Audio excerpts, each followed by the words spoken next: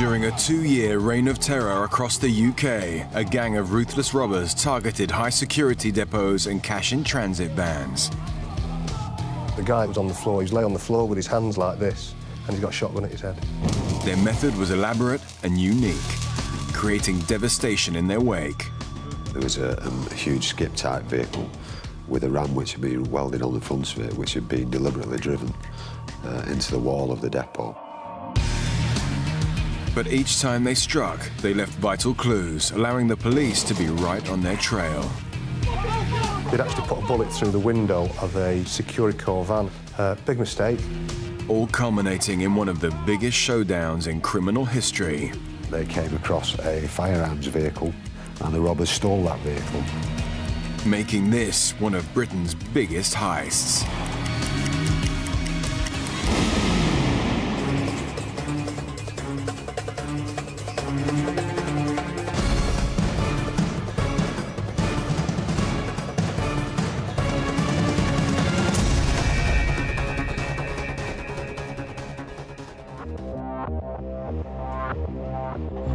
The 19th of October 1995, Heist, Salford. Detective Constable Mike Hawkins from the Greater Manchester Police Robbery Unit is called to an urgent job.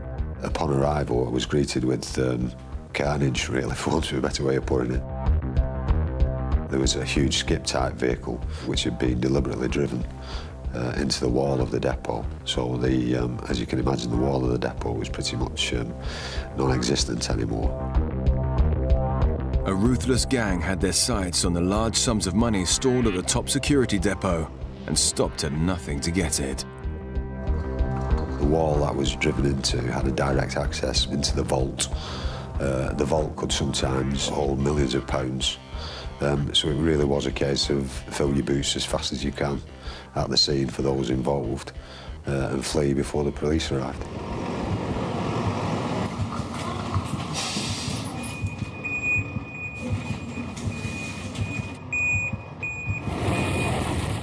Three armed men went into the vault. The staff were terrified. One man got a sawn-off shotgun put to his head, and they're shouting at him. And there's no need. It's just totally pointless violence. The men were frightened, they were compliant, and the staff were on the floor, they weren't doing anything. And then one of them put a bullet through the roof.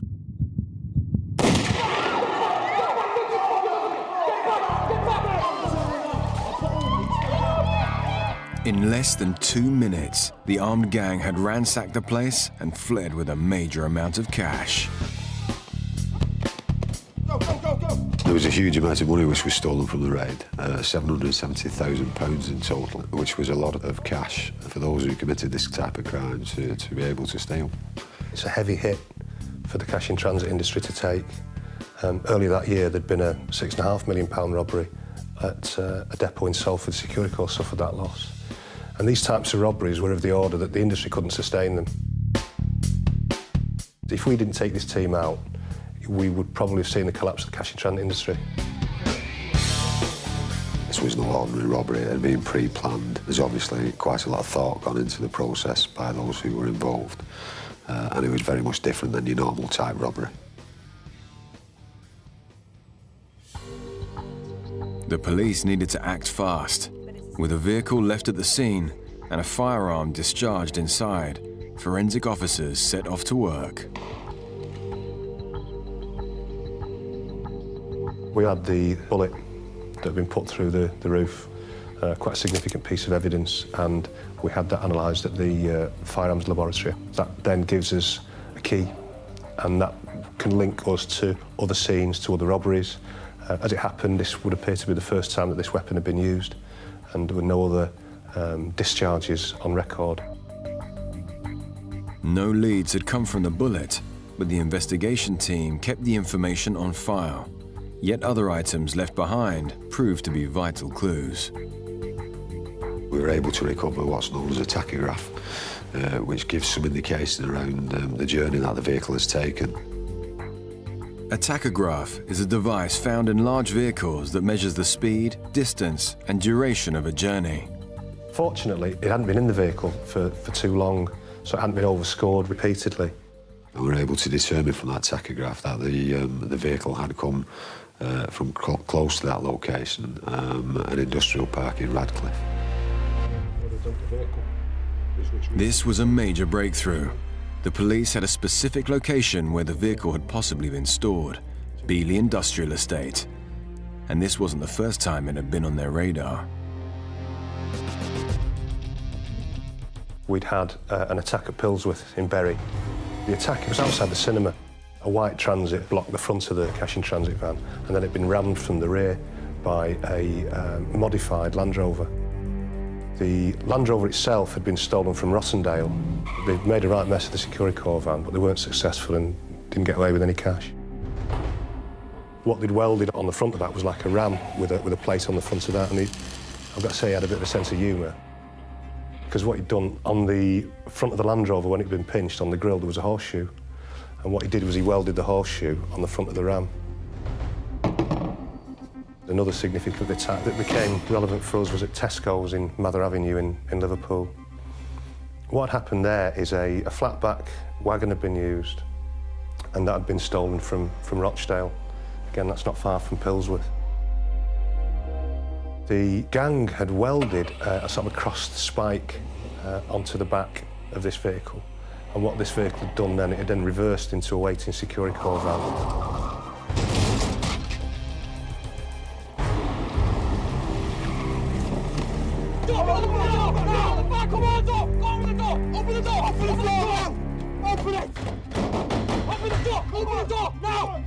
And in the cab of this was a tachograph. So what the scientists did then was then piece together the journey that this vehicle had taken over those intervening days. They were able to take us to an industrial estate in Radcliffe, Beeley Industrial Estate. So evidence from 2 previous robberies in Bury and Liverpool linked back to this place in Radcliffe. These small units were now of major importance to this growing investigation. And another aspect of the robberies was recurring each time. What we found was another significant feature was that there was an M-Series BMW used as the getaway vehicle, and that vehicle was later found abandoned in Garston in Liverpool.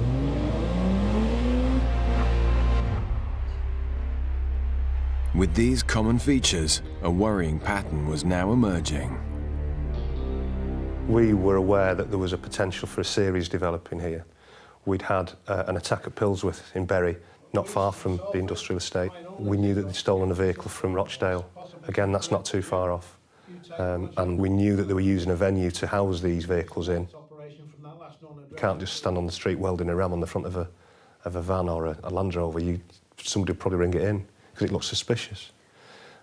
So to actually have a potential venue for us was quite exciting. Now the business park was a main line of inquiry, thanks to the tachographs found at Salford and Liverpool. I can't tell you how significant Beeley Industrial Estate was to us at that time. But the large estate housed many businesses, so honing in on one particular base could prove to be tricky. There was lots of different industrial units on there, lots of different types of industry taking place in there, some small units, some big units. Any one of them could have housed a vehicle, any one of them could have been used for welding. And we couldn't let the robbers know that we were actually not far off them now.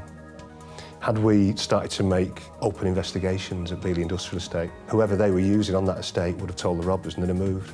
And our task now was to actually see what else we could get with a view to identifying the unit that we're using, then we could start mounting technical attacks upon them. One wrong move could blow the operation before any further intelligence was gathered. But gradually, information directed them to a specific area.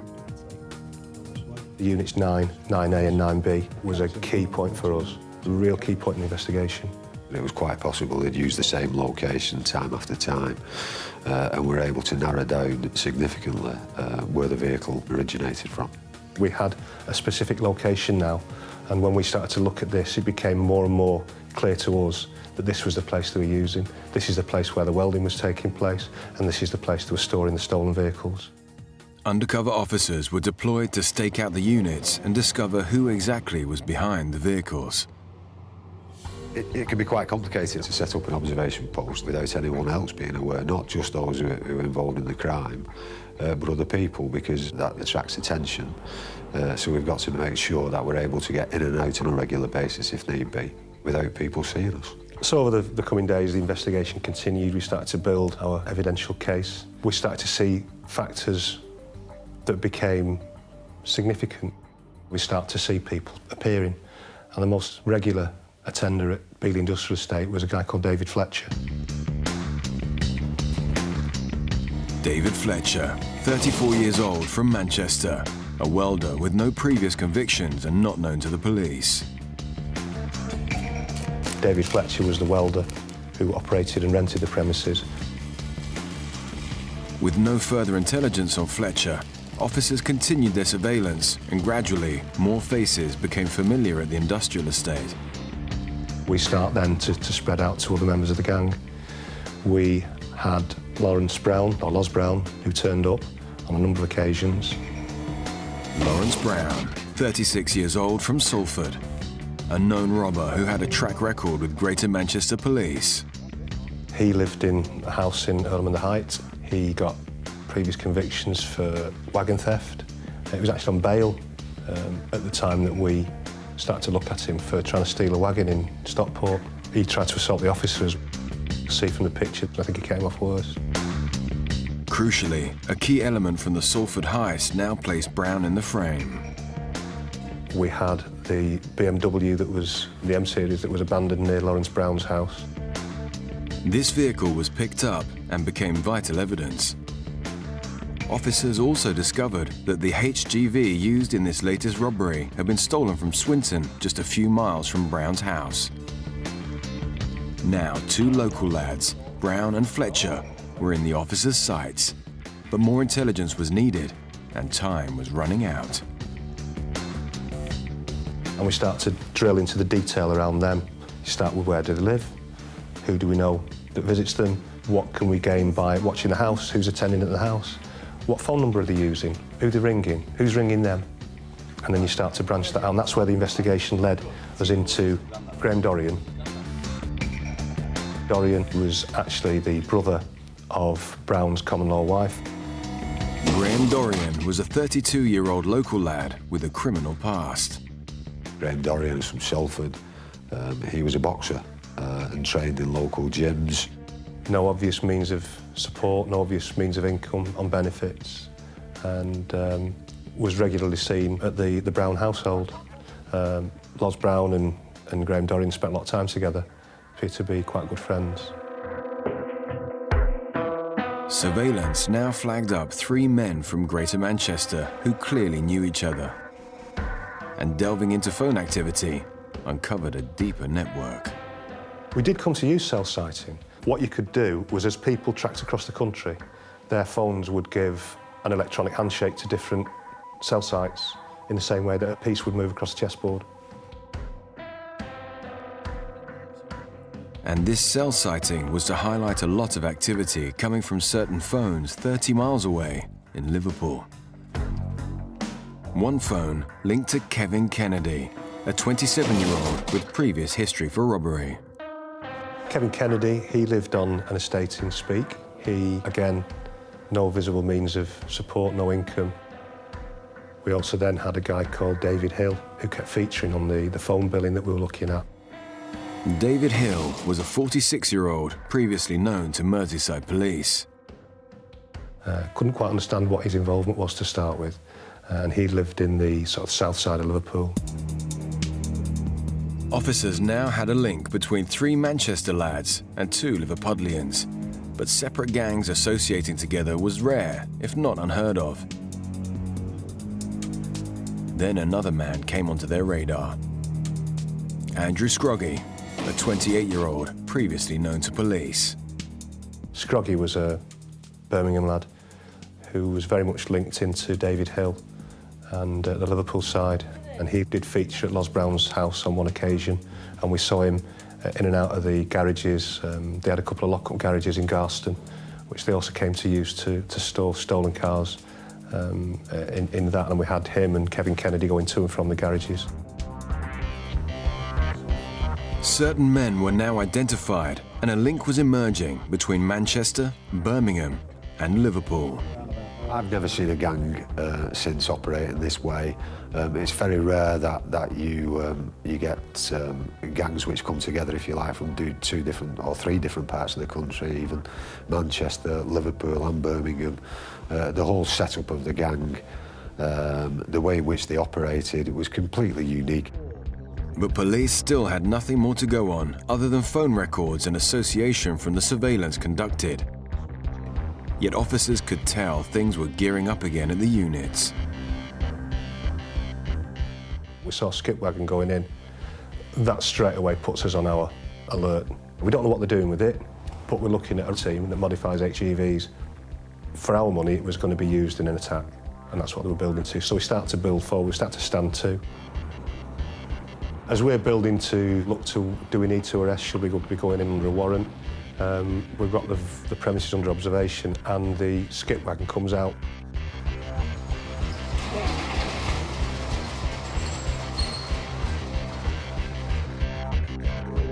And it's like, oh my God, what are we going to do?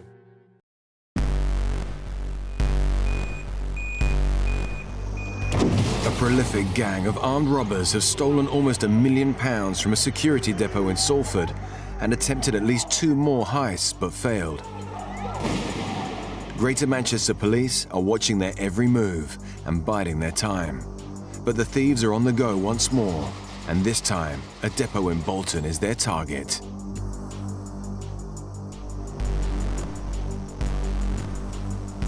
What we then did, we mounted a sort of loose surveillance and took it to the Bolton area, and all we could do was just stop them. They didn't know that we were onto them, and the last thing we wanted was to blow this at this point in the investigation. So what we did, we got a high-profile response in the Bolton area, and it was abandoned and the team made off, and they left it not far from the Securicorps depot, so we'd actually prevented a robbery.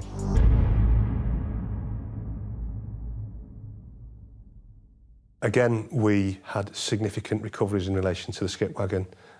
It was this one where I saw the welder's sense of humour come to the fore again. He'd welded an L, like a learner plate, on the back of the wagon. Straight away, as soon as I saw it, I thought, this is the same guy who's done Pillsworth. It's the same weld, it's got to be. Because it's very unusual to see that sort of humour display within an armed robbery team. Now, with 3 failed robberies, the police were certain it was the same gang in action each time, but couldn't connect the Liverpool team with Manchester other than by phone records, until a piece of intelligence led them to a prison in Warrington. Oz Brown had tried to steal a wagon and assaulted an officer. He got 3 months, and that put a spanner in the works, shall I say, for the investigation, because if he's in prison, we can't follow him. What we did get from that was probably one of the breaks that came to the investigation. We got information that there was going to be a visit to Oz Brown, and the visit came in the form of, it was Graham Dorian from Manchester, Kevin Kennedy turned up from Liverpool. Absolute manna from heaven. It put the 2 teams together. We got physical association between Manchester and Liverpool for the first time, and it was a real air-punching moment. Yes, we got them together. We liaised on a regular basis with Merseyside Police. We also worked quite closely with the National Crime Squad, but it was a balancing act really around what we could tell other forces and even certain members of our own force to make sure that the information which we knew was kept as sensitive as possible. The team were now linked and on camera, but still needed to be caught in the act. Brown comes out of prison, and we see them start in the process of setting up what appears to be like a scaffolding firm. And then we have Brown and Dorian, Lawrence Brown and Graham Dorian, go to Liverpool. No sooner is Lawrence Brown out of prison, the gang seem to be organising yet another job. They drive off, they get on the M6. We thought they were going to London, perhaps to do a bit of work. Might have been to do with the scaffolding, didn't really know. Got to Birmingham and we pulled the surveillance. As officers stood down, Brown and Dorian made their way down south for the weekend. Saturday morning, I was at home, I remember it.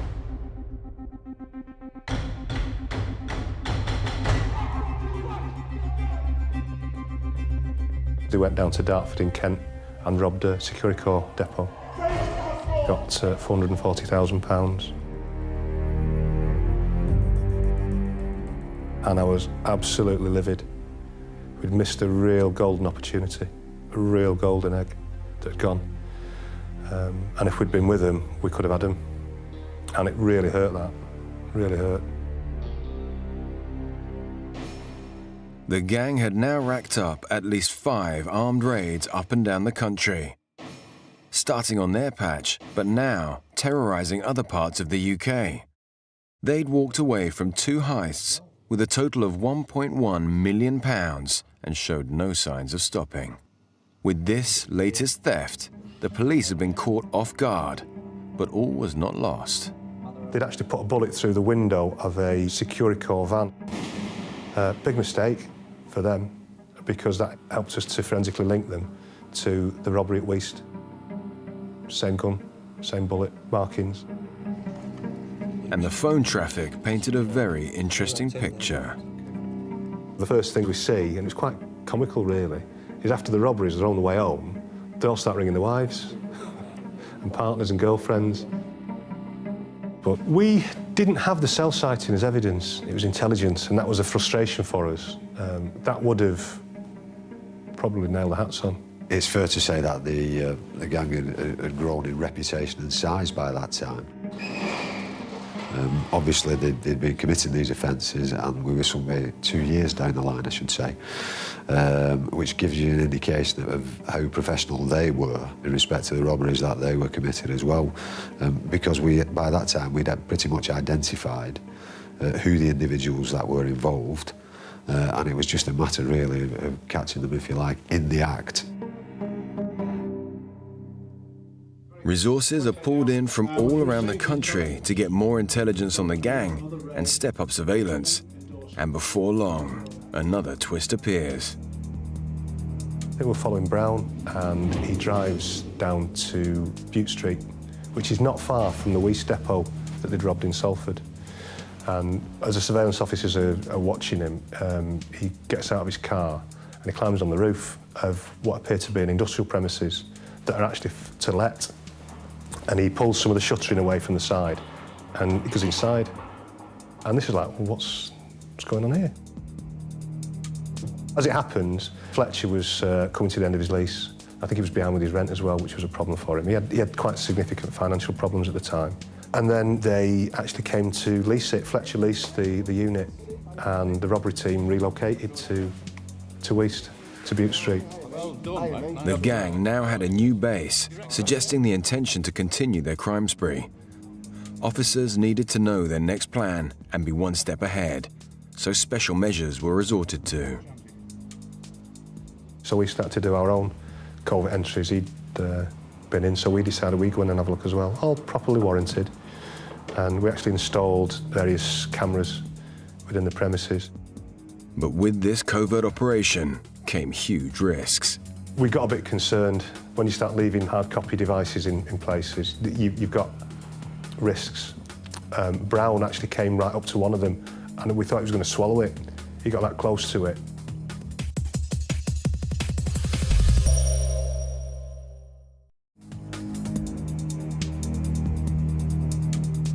One of Britain's largest police operations is tracking a violent gang intent on fleecing the country's security system of millions of pounds. Officers have already missed a vital opportunity to catch the raiders at a depot in Kent and cannot afford to be caught off guard again. Now the cunning team are in their sights, but to bring them down will take major resources, particularly at the hub of the criminal network. We'd done that by installing a number of covert cameras at the location, which also included inside the unit, and we were able to monitor the cameras from a distance of about 5–10 miles away in order to watch when they were coming and going and what was going on inside the unit without anybody taking any unnecessary risks, if you like, in the locality. We got a bit concerned when you start leaving hard copy devices in places. You've got risks. And we decided that the chances are that if we leave them there, they might get found. And if they get found, we've had it. And the point at which we decided to remove them, Brown actually came right up to one of them, and we thought he was going to swallow it. He got that close to it, and it was a case of, right, let's get the cameras out, that's enough, we're not risking this anymore. Officers had come within inches of being discovered, but despite having to pull this part of the operation, the footage captured told an incredible story.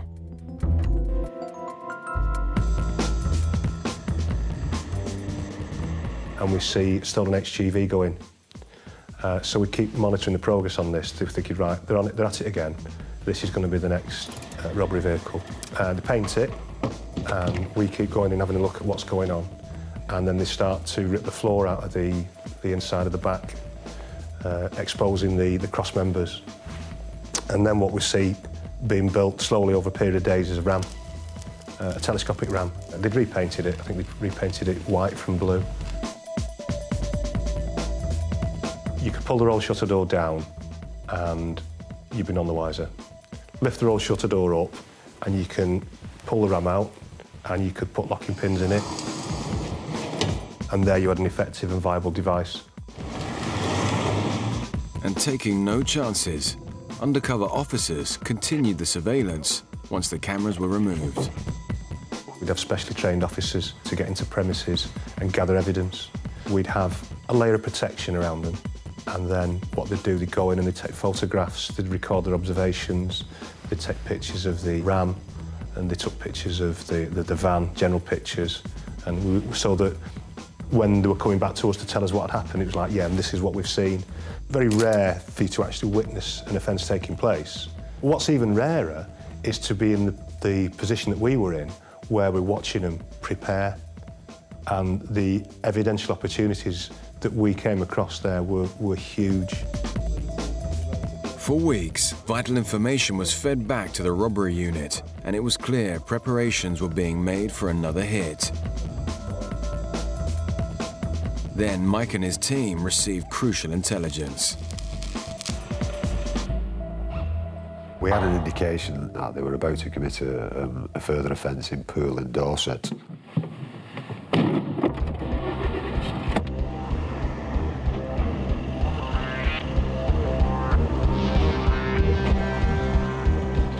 They set off in convoy. Scroggy leaves Bute Street in the HGV and they all start to travel south. And we're following Scroggy because he's in the vehicle with the ram. That's the one that we're going to stay with because that's the one that's going to be there when the robbery happens and that's where we want to be. Travelling the length of the country meant nationwide cooperation from each police force and a massive operation. On top of this, officers faced a dilemma. The problem which we had were that there was a number of depots which could have been the intended target, and we hadn't got specific information as to which depot that would be. We were able to identify 3 in the locality. The gang could strike at any of the 3 vaults, and officers knew they were prone to violence, but time was running out and dozens of staff could be in grave danger. We've told the staff in all 3 vaults, just lock it down, get yourself somewhere secure and stay tight, stay safe till we get there. As the depot staff quickly scrambled to safety, a shock was in store. So we were literally on the phone at the time when the wagon was driven into the wall.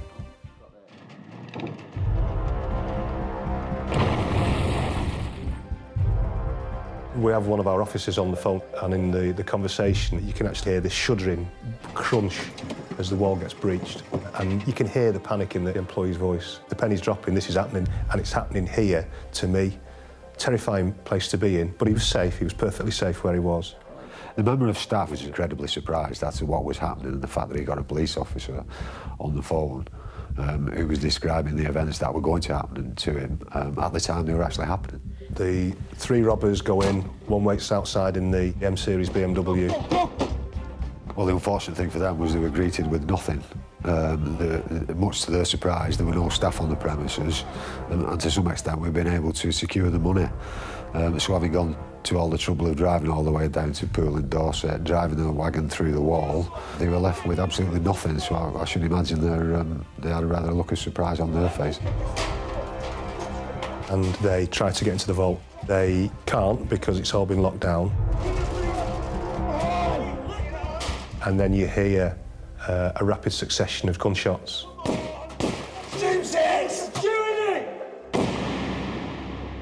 It's very rare, probably unheard of, to have a member of staff from a cash in transit vault on the phone to a police officer whilst it's being robbed.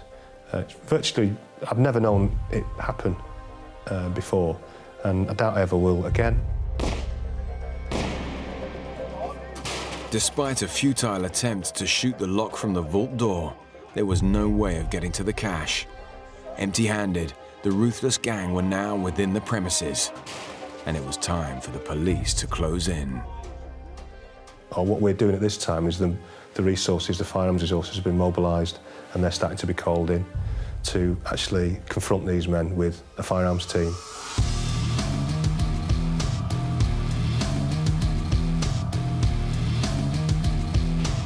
Despite an incredible amount of effort, the thieves were now helpless and could not reach the cash now safely locked in the vault. It seemed like this time, the police were one step ahead. We'd received information that the 4 robbers had been detained and that they'd not stolen anything from the depot. So if you can imagine, the champagne corks were popping at the headquarters. But the celebrations were short-lived.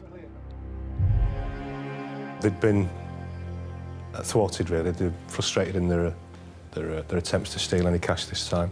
Come out of the vault, jump into the M-Series BMW and make off. Unfortunately, the HGV had blocked the road, and our firearms team was on one side and the BMW was on the other. This was now the gang's 6th armed attack, and despite the police being so close, they'd somehow managed to get away. And 2 minutes later, we get a call to say nobody's been detained. I'm not going to believe this. They got it wrong. They've got away. Oh. With the gang armed, dangerous, and on the loose, officers were under immense pressure to find them, and fast. What then happens is, for whatever reason, they abandoned that BMW because they didn't have another vehicle. What they do then is they disappear off into the gardens of the nearby houses. What actually happened at that point was an unmarked car. The officers that were inside the car, all suitably firearms trained, were also dressed in civilian or plain clothes. The robbers approached that vehicle probably thinking they were members of the public. They placed their firearms up against the window of the car and instructed the firearms officers to open the car and get out. The firearms officers, obviously fearing for their lives at that stage, quite rightly so, then vacated their vehicle. And the robbers stole that vehicle. You're never going to believe what's happened.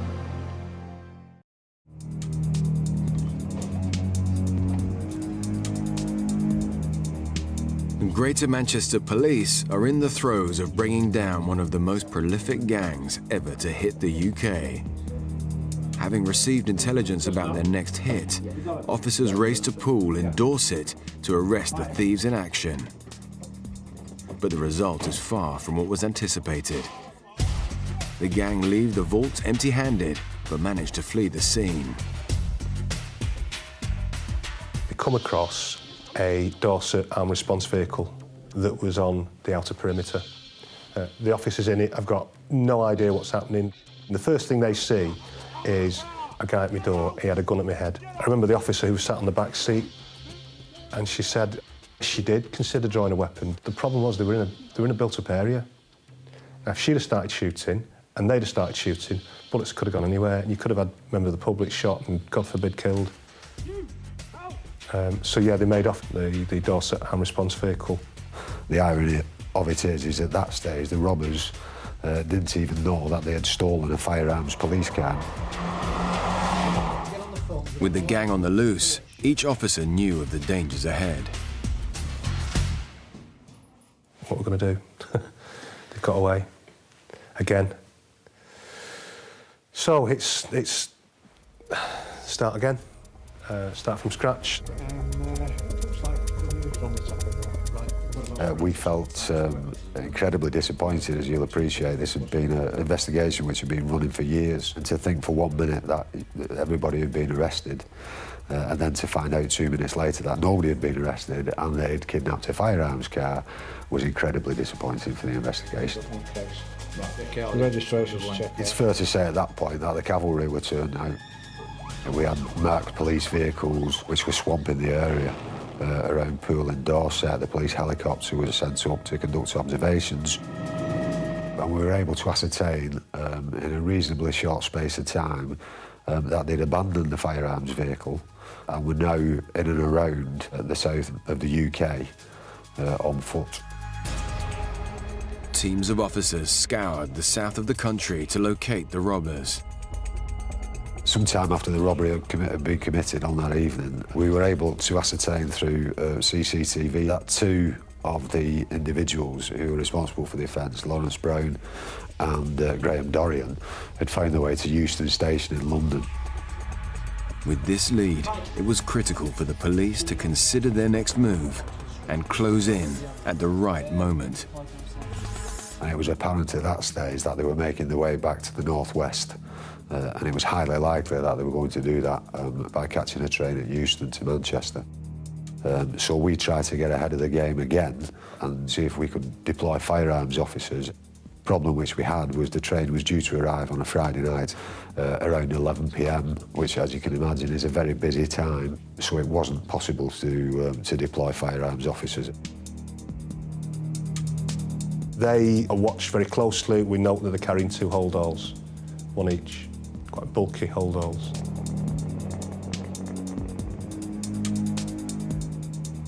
The next thing, we have a sighting of them outside Corner House, which is the picture house in Manchester.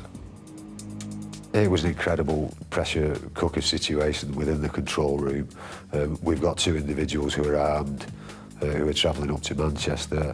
We've got them under surveillance by officers who are not armed.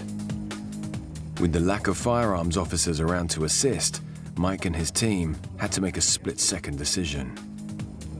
We were left in a dilemma, really, as to what to do with the 2 individuals.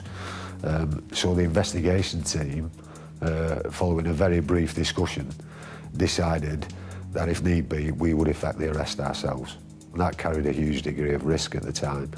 But such was the desire, coupled with the frustration of the investigation team, that we made a decision that night that we were going to arrest them. Show's on. Yeah, we're going to do it ourselves. Over. This was an opportunity which didn't arise very often. If we couldn't catch them at the scene, the next best thing to do was to catch them away from the scene, still in possession of the firearms. Bear in mind, there'd be a huge amount of forensic evidence which would be available to us if we got them that night. And they went out to Corner House, got out of the cars, parked up, and then came round the corner, acting like a group of Saturday night drunks.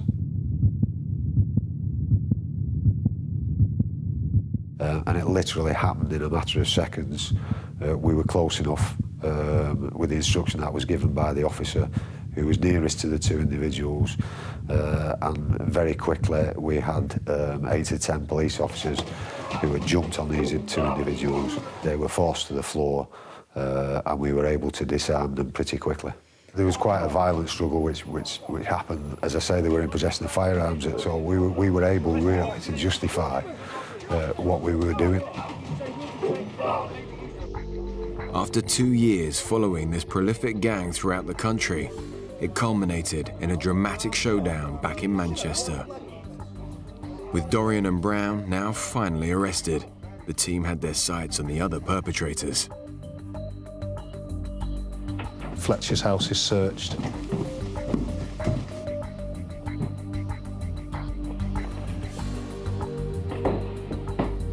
And not only have we got him on surveillance of the 2 units, we've actually got a sketch, you know. He's got a drawing of the ram he's constructed, hand-drawn by him in his house. So get out of that one, you know. We've got Dorian and Brown, and we've got Fletcher.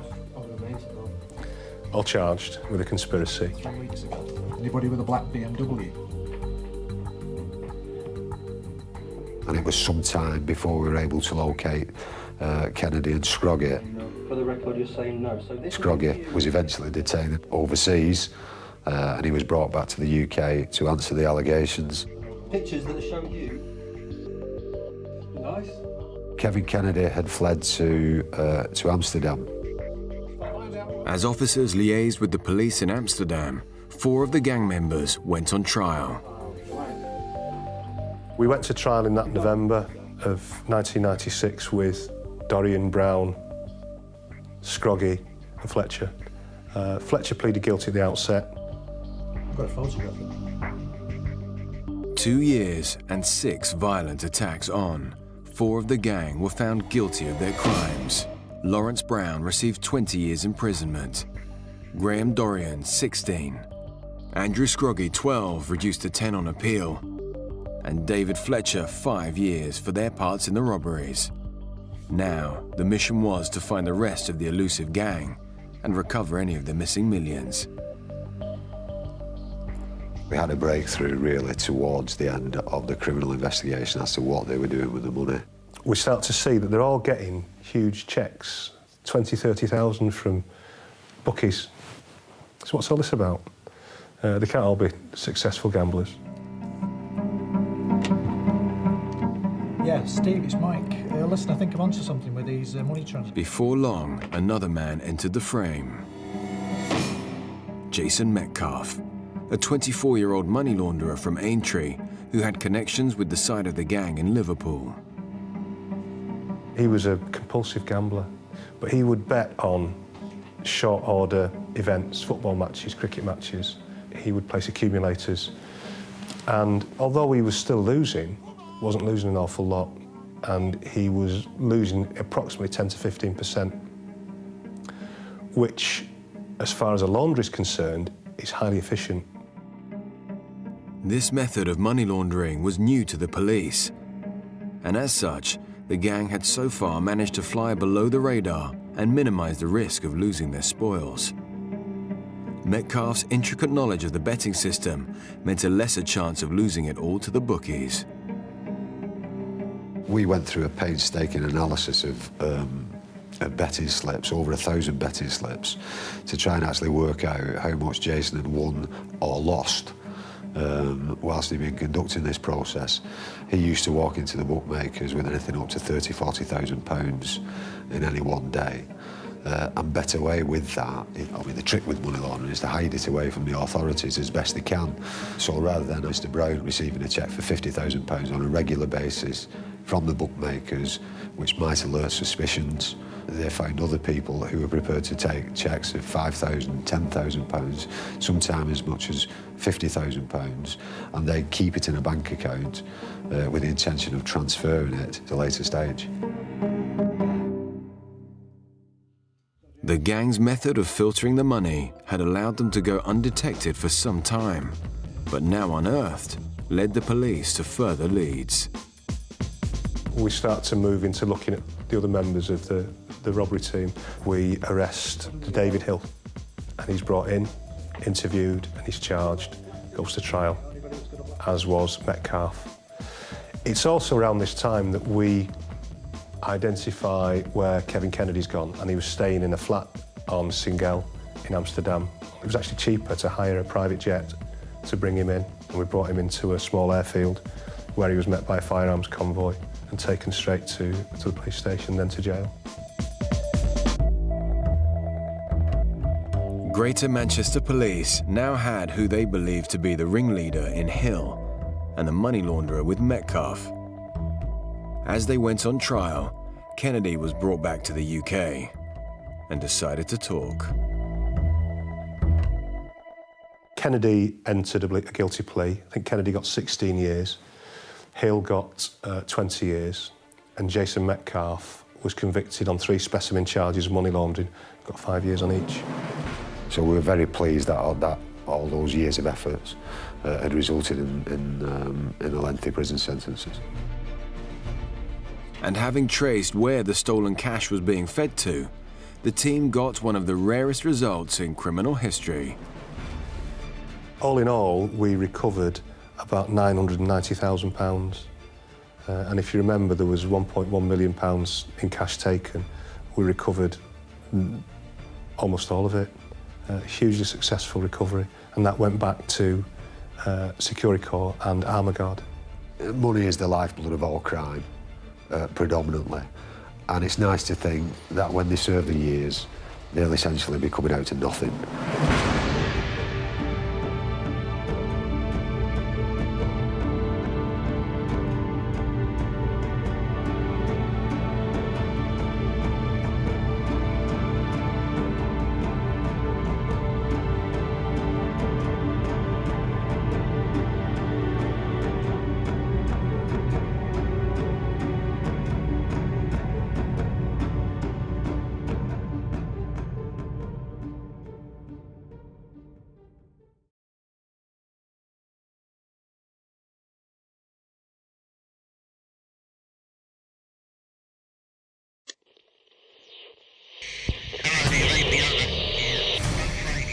In September 1971, Lloyd's Bank in Baker Street, London, became the scene of one of the most death-defying robberies of all time. This exposed a vulnerability which sent a shudder through the banking world. This particular kind of offence takes major planning. It takes a certain amount of criminal audacity. I mean, explosives, thermic plants. These are serious endeavours. Whilst a fearless gang were going to incredible lengths to reach their loot, they didn't realise they were broadcasting the robbery. I heard somebody say, "We've got 400,000 and we'll let you know when we're coming out." It was very unusual, the police listening in to the broadcasts and trying to track the robbers down. What followed was an extraordinary game of cat and mouse that shook the very foundations of the country's establishment, making this one of Britain's biggest heists.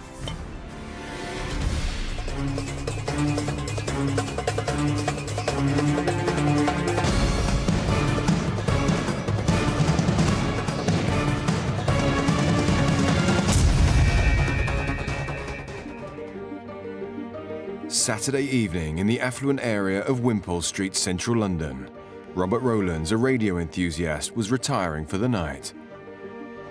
I thought I'd go to bed early, read a book, maybe listen to the radio, and so I turned it on, and it happened to be on the Citizens Band frequency, which is the walkie-talkie frequency. The trend for CB radio, it's that Citizens Band radio where you can talk to one another, was all the rage in America, and it was coming to Great Britain, but the government still said it was illegal.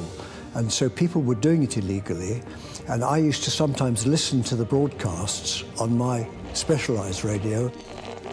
And while it was warming up, I didn't change the frequency because I was going to listen to Radio Luxembourg. But Radio Luxembourg never kicked into the airwaves. Instead, Rowlands tuned into something completely unexpected. And I heard two people talking on walkie-talkies. And I thought, that's very strange. And when I heard them say they'd got about 400,000 and they'd let them know when they were coming out, I knew that it was quite serious. In the dead of night, Robert Rowlands feared he may have stumbled upon a robbery in progress. There were two voices. One was inside the premises, and the other voice, it sounded as though it was outside because it was a much clearer signal. So I assumed there was a lookout. I thought it might be the tobacconist shop just round the corner. These two were talking together and discussing what they were going to do. And when they said they got 400,000, I naturally assumed it was cigarettes. Concerned that he had somehow managed to tune into a frequency being used by thieves, Rowlands knew he had to inform the authorities. It was quite an exciting moment because one doesn't hear that sort of thing every day. I realised it was a serious situation, and I felt, as I knew the person that worked in the tobacconist just round the corner, I thought at least it was my duty perhaps to prevent the thing going any further. So I decided to ring the local police station, and the duty officer answered the phone, and I said to him, I'm listening to the radio and I think there's a robbery going on. He said, oh, that's very not good, sir. If you hear any more funny broadcasts, why don't you record them? Okay. As it was a Saturday night and just after 11 o'clock, he presumed that perhaps I was a hoaxer. I was not surprised because I expected him to not believe what I was saying to him because it was so unusual. In fact, I was rather grateful to him because his suggestion was a good one. So we ended the conversation and I got my little cassette recorder out and I recorded the conversations for the next 2 hours. Although the officer hadn't taken him seriously, on his advice, Rowlands rushed to gather any potential evidence. I got my little cassette recorder and I held it by the radio, got back into bed, and every time they spoke, I pressed the record button.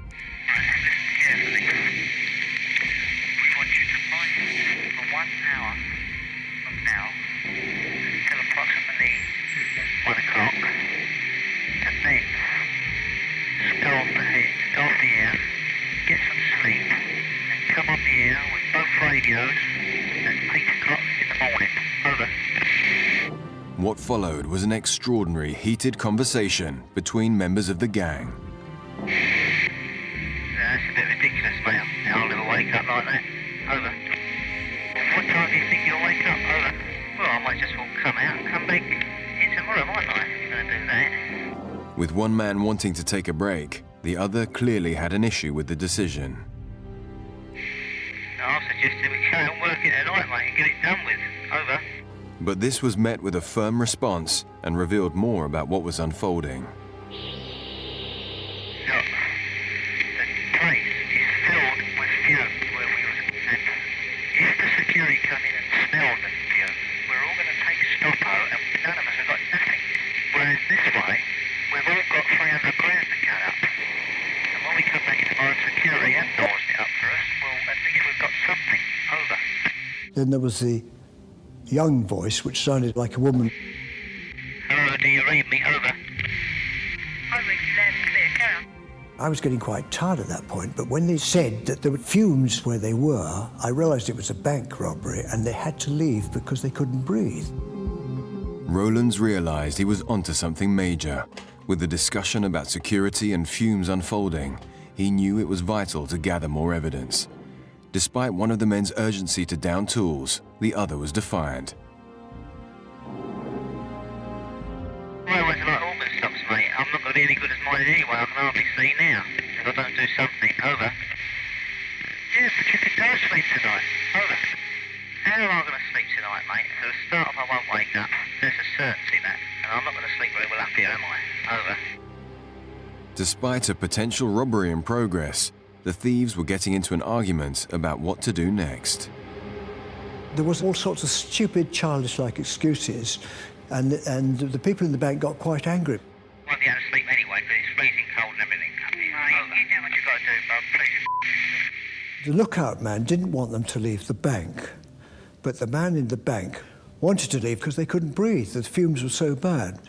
In fact, a deep voice came onto the radio, and everybody stood to attention. The man on the roof immediately changed his attitude. It was obviously Mr. Big, the man in charge of the whole operation. It was possible for us to work on, and all the working on. I've been working non-stop all day. You put the earplug in your ear, you had the radio on, wake you, it would be like an alarm call, won't it? Over. And the man on the roof calmed down then. I will stay here. I will stay awake. Will you try and get in a bit earlier? All right? So they left the bank and he was left to sleep or not sleep. The robbers had leaked vital clues, and with early conversations alluding to the theft of thousands of pounds, Rowlands was now in a race against time to warn the authorities. It was about 1 o'clock when I phoned the police the second time.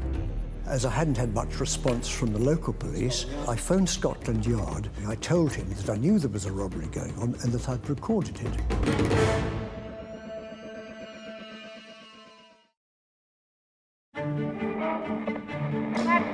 Hello, do you read me? Over. An amateur radio enthusiast has tuned into a frequency being used by a gang of thieves. After hearing shocking conversations suggesting they have stolen thousands of pounds, he alerts the police for a second time in the hope of catching the criminals red-handed. Mr. Rowlands was able to hold the signal with the equipment he had and listen to the various bursts of conversation which drew his attention to the fact that this could be not a joke or not somebody skylarking about, but actually a real crime being committed. That was the initial source of what swung into a massive operation. The Metropolitan Police immediately dispatched officers to Wimpole Street. I played some of the cassette and he was quite convinced then that this was a genuine situation. We've all got 300 grand to cut up. And when we come back tomorrow, security have doors it up for us. Well, at least we've got something. Over. Officers listened intently to Rowland's recordings, but nothing else was coming through the radio. They sat there all night until the morning. At 8 o'clock, we listened to the radio. He was still on, and we were getting quite tired by that time. And at 8:30, it suddenly crackled into life. How's everything okay? And the lookout was thrilled because he'd been a bit agitated the night before, having to stay up on the roof overlooking the bank. Everything's fine. No intruders whatsoever. Over. And so the robbery then continued. Well, these policemen were absolutely fascinated. After 7 hours' silence, the police had a unique dilemma ahead. A major robbery was taking place right before them, but they didn't know where it was. How do you catch a ruthless gang in action when your only clues are voices on a radio? As senior officers quickly scrambled to Rowlands, the gang continued, unbeknownst to them that Scotland Yard were listening in. By the way, they're treading the road outside somewhere. Over. Okay. But straight after this dialogue came a clue that the officers didn't want to hear. They're in there now. Over. So pay absolute attention to that front door. Over.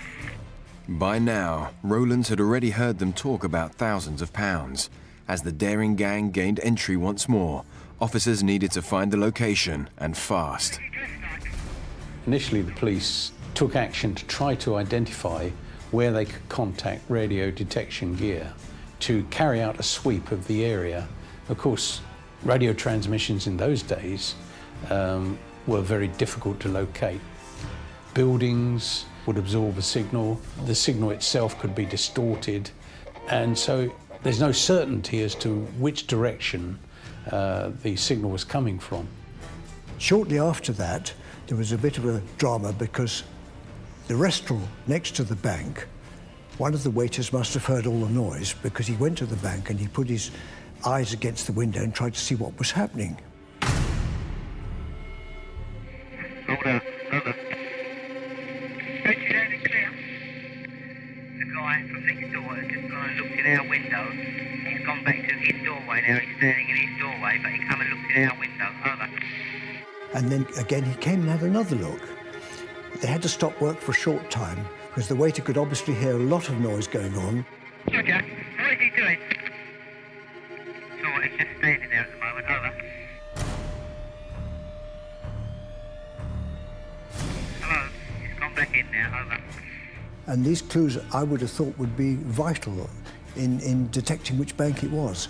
But they seemed to think that there was a lot of drilling of the roads on Sunday mornings anyway, and they thought it wasn't important.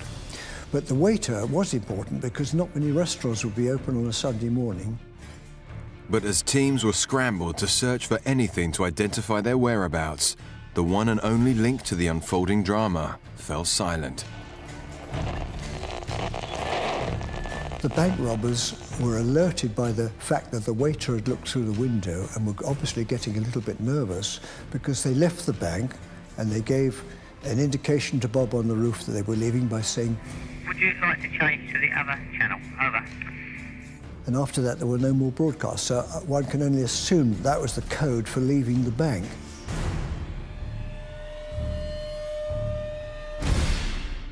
With nothing else to go on, Scotland Yard were on the back foot. Teams of officers were sent to scour the streets. Okay, guys, come on, let's move it. 750 banks were checked within an 8-mile radius of central London. The actual bank staff, bank managers, bank security people had to be alerted to actually attend with the police and check premises, because police don't have right of entry to these places. With no further messages coming through, the officers could not establish if the thieves had changed frequency or had already looted one of the major banks in the capital and fled. They sent squad cars to all the banks, which was complete madness, and I told them about 3 or 4 times, this robbery is not in Greater London, it's local, it's within 1 to 2 miles at the very, very most. The task now facing Scotland Yard was colossal. An 8-mile radius of Wimpole Street covers 22 boroughs in the capital. With limited resources, Sunday trading hours and hundreds of premises to check, every officer went to work to desperately try and find the targeted bank.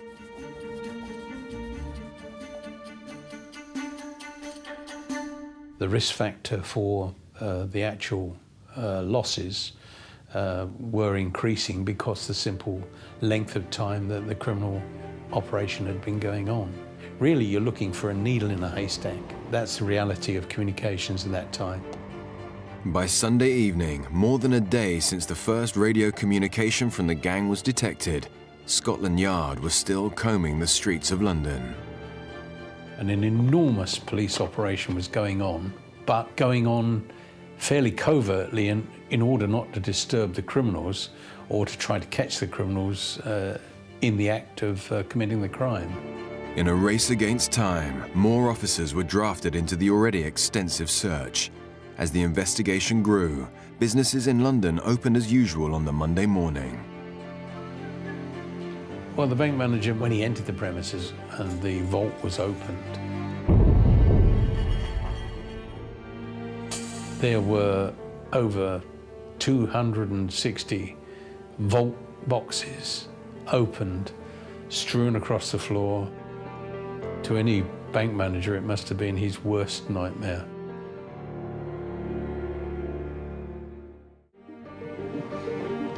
Despite the extensive trawl, Scotland Yard had their worst fear finally confirmed. Come on! It was only on Monday morning when the banks opened that the report came in that it was the Lloyds Bank at Baker Street. Lloyds, in the heart of London, had been part of the UK's financial empire for over 100 years, serving customers from its busy branch on the corner of a well-known high street. Their vault housed hundreds of safety deposit boxes containing immeasurable wealth, many of which had been ransacked.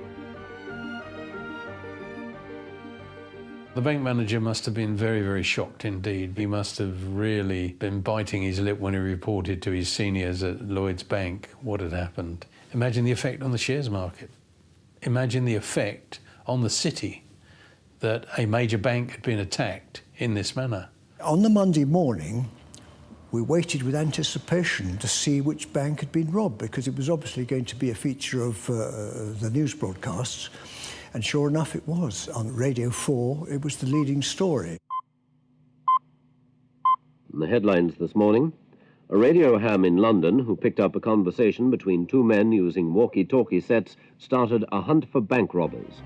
The police were having to defend themselves because they were being accused of inefficiency and they should have caught the robbers. But they were saying that they'd called in the post office, who were in charge of radio at that stage. Now, the post office said, well, we don't have experts on 24 hours a day, and we called people in specially, but by then it was too late. So you had the police, to an extent, blaming the post office, and the post office blaming the police. The simple reason was the minor delays were caused by the difficulties in homing in on a signal on a given frequency, which can be wholly inaccurate.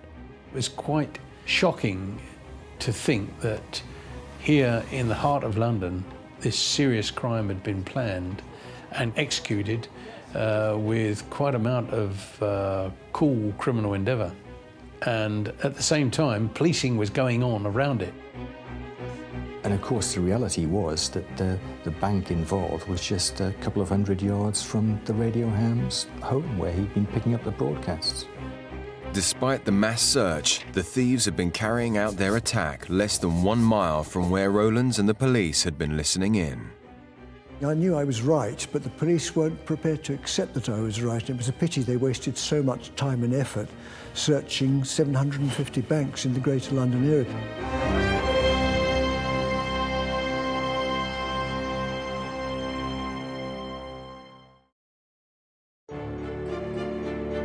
The most audacious robbery in British history has taken Scotland Yard by surprise. Having listened to a gang of robbers trade remarks on walkie-talkies, officers searched London to catch them in the act, but the gang got away after ransacking a bank vault only a mile from where police were listening in. Now, further revelations come to light. We'd had robberies where robbers had got in through the ceilings of banks before, but I think this was probably the first that was coming up from under the ground. The hole in the floor was fairly small. I was quite surprised how small it was. It was about 14 inches by 10 inches, something like that, through thick concrete with a little tunnel coming in. The devastation around would have been considerable. The debris everywhere would be quite shocking. The bank staff had started clearing up the mess, and they'd put up some trestle tables, and on each trestle table they'd identified various items that were lying about in the vault, which the robbers had left behind, thinking they were of no value. And on one table there was a pile of watches and jewellery, another table piled of share certificates and paperwork that had just been thrown on the floor. People who have that kind of security box don't necessarily volunteer to come forward to be interviewed. And as such, the police would have been seeking the assistance of the bank to identify who the people were who actually owned the boxes. This crime was one of a kind. The daring gang had somehow managed to dig their way through mounds of earth and rubble to the floor of the vault. The initial inquiry, of course, which direction was the tunnel going in? Police would not have entered the tunnel immediately. They'd have put their heads down to see which direction it was going in. It would have been rather like treating a scene of an accident involving toxic materials on a motorway. You've got to know what you're dealing with. With a degree of difficulty, officers eventually traced the tunnel underneath the bank and premises next door to a shop 25 meters away. Police got into the premises, found brickwork, rubble, earth, sand, all the materials from underneath buildings, and then ascertained just how much equipment was there which had to be protected and forensically examined. A huge job, huge. Hello, Control, this is Alpha 1 Charlie. We need forensics as soon as possible. Over. This shop, of course, was the operations room from which the individuals, armed with explosives and everything else, have used as their getaway point, as their arrival point, as their store, as their operations room. They had to drill down through the basement floor in that shop. The actual hole itself was small enough to be concealed using shoeboxes. Very, very claustrophobic conditions. And they went about it with a determination that said to me, there's been a major level of planning involved in this. The scene that faced detectives in the nearby vacant shop was extraordinary. The gang's meticulous planning was evident. The windows were all whitened up. There was a notice in the front to say reopening 1st September. It was a common feature of the West End of London for this kind of shop to close down and reopen with another style of shop. Anybody visiting the shop would have thought that it was a purely normal premises. Detectives assessed the scale of the robbery and started the enormous task of finding clues. Meanwhile, rumors about what the gang were looking for in the vault began to circulate. The rumours made it very, very difficult for the operations room to sort out what was real and what wasn't real. Allegations that the target was not in fact money and jewels, but compromising photographs of people in power were quickly dismissed by the Yard. In order to follow up what was factual and dispel that which was rumours such as blackmail, photographs, stuff like that, think in the line of the way the criminal committed his crime. Blackmail material, I would suggest, if it even existed, would not have been the prime target of these criminals, because the simple reason was the kind of individuals that carried out this crime are using explosives and other materials to forcibly enter this bank, and then over 260 security boxes within the bank. Their intention would have been to gather as much of value to them as they could. Secondary stuff like material that you could use for blackmail and stuff like that, if it existed, would have been the furthest thing from their minds, I'm sure. The police were quick to quash the rumours, only for another twist to appear. Bob Maguire from the Evening Standard was listening to the cassette, and the police burst into the room, grabbed the telephone from Bob Maguire. He was talking to his editor, and he looked at them, and the policeman turned round and said, "We're putting a D notice on this, and you mustn't talk about it." There was a ban or an embargo on the Sunday, and the police didn't want to alert the robbers to the fact that they were onto them. D notices were requests, and there were always requests to editors not to use certain material which was seen as involving national security. Not something like this. There couldn't have been a D notice because it was fairly widely reported over the following few days. Despite speculation, the press were keen to focus on other aspects of the case. You get ordinary people listening in and then tipping off the media to what the police were up to. You also had robbers who'd get equipment in their cars and they would listen into police broadcasts. But this was the other way round. This was the police listening in through the radio ham to what the robbers were up to. Okay, forensics. I want each and every fibre. This rare opportunity may have provided a window into the gang's raid, but detectives were starting from scratch at the crime scene. There was 40 feet of tunnel, ladders, oxyacetylene equipment, explosives, heavy jacking material, a massive amount of material, 800 separate items. Police officers attending there would have taken every step to ensure that that scene was maintained as a crime scene. And whatever was in the tunnel, if there was anything, the ladders, the debris from the offence, the blown concrete, everything to indicate what type of explosives were involved, what kind of fuse was involved to set the explosives off, what kind of thermoclance material. If they'd wanted to keep their identity secret, they'd have had to keep their gloves on all the time. But of course, it's not only the individual criminal involved, it's who handled the equipment before that.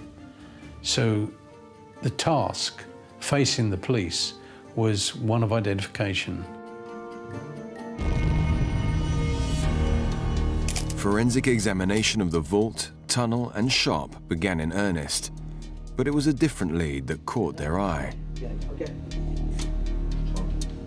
We quickly ascertained that the shop was the operations centre, and it was ascertained that the shop had been leased. So from then on, the inquiries based upon the lease of that shop. We had a breakthrough. Yeah? What you got? I've got it. What? The lease.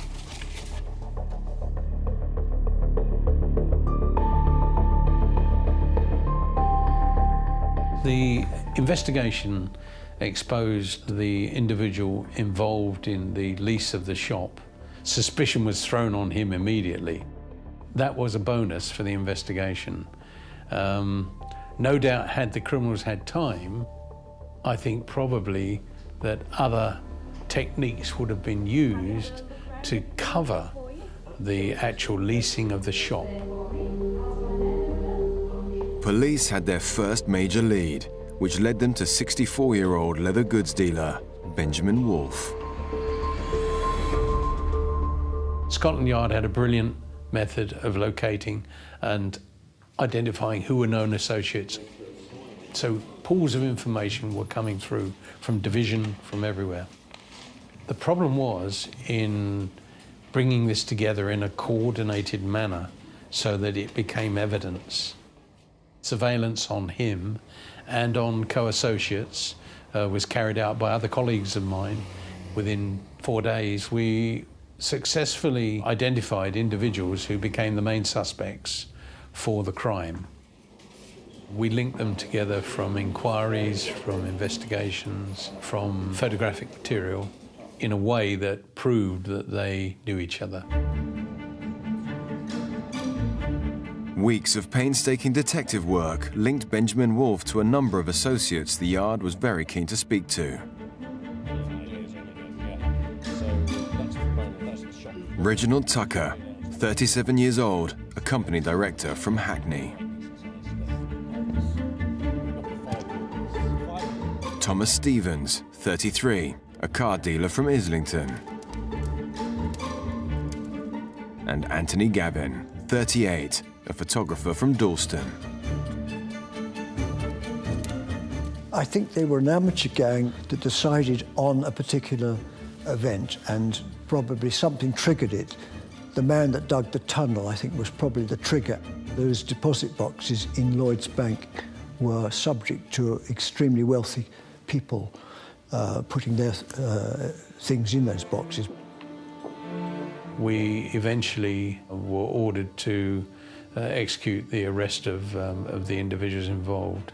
It took us a little bit of time because the individuals involved were very sensitive to surveillance. They were nervous and jumpy. Ronald Ratcliffe and his team eventually arrested the 4 key suspects. They were a little bit angry, as you can probably imagine. In terms of violence, no, they didn't offer any violence or anything like that. They came quietly, as the saying is. With the main targets in custody, Scotland Yard needed answers. Despite analysis of 800 items from the crime scene, no forensic clues were left. Clearly, when you think of the size of this crime, we were deeply concerned about others, but you need considerable resources, time and evidence to commit to an investigation, and in the end it may have proved fruitless. The actual interviewing of the individuals involved was carried out by the operations team, who had all of the factors at their fingertips, which they could employ in questioning and answering. What bloody walkie-talkie? It's not me on. It was thought that Tony Gavin was the key factor in tunnelling, was the expert, was able to achieve a very, very difficult task in tunnelling from the shop 40 feet through 8 tons of material. So I don't think he was alone in that endeavour, but nevertheless, I think he was a key factor. Let's make some money. Thomas Stevens was supposed to have provided tools and tooling, but when you think about it and you put together the kind of planning for the operation, I don't think he was alone in that. I think probably when you look at the fact that they would have needed an explosive expert. They would have needed a man who was confident in using thermic lancing. The thermic lancing isn't something you can just take on and do at the drop of a hat. It requires previous experience. It's believed that Reginald Tucker, using a pseudonym, had previously entered the Lloyd's Bank at Baker Street and taken out the box using false details, and allegedly had carried out the initial measuring of the vault by using his umbrella. My own personal feeling is that due to the accuracy of where the tunnel emerged in the vault, this is a risk that the kind of team planning this operation would not have left to an umbrella. I think that other covert measures of measuring were undertaken, and I think the banking hall was visited probably on at least 4 or 5 occasions by individuals who were covert to the operation. But the gang stonewalled officers. Despite this, Ratcliffe had his own theories on their involvement. Well, we'll be right there. Cheers, thanks. The bank itself was wired up with alarms on the windows, the doors, the walls, and the ceilings as well, because there had been robberies through people renting premises above and then dropping down into them. But it seems as though no one had thought about the tunnelling. So what had actually happened on the Sunday afternoon was that the police had visited the bank with the bank security people. They'd gone inside, checked things, found the alarms were all intact. Hold it, stop! And in fact, the robbery was still apparently taking place.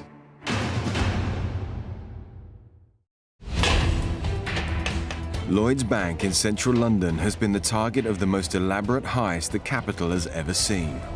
The amount stolen from safety deposit boxes potentially ran into millions of pounds. With no sign of the missing loot, Scotland Yard also learned how officers were just meters away from catching the criminals in action. We did visit the Lloyd's Bank, but a police officer just doesn't walk into a bank. He relies on authorised personnel to be with him. And so the initial check at the bank and in the area revealed everything to be secure. There was no sign that the vault had been disturbed.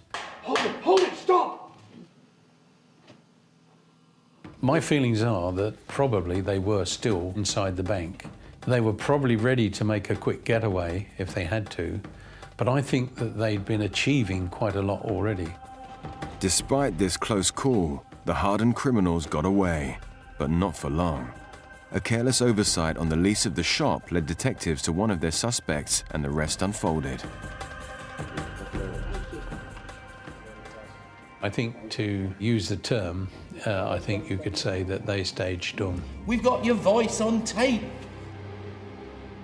They eventually pleaded guilty on the advice of their lawyers.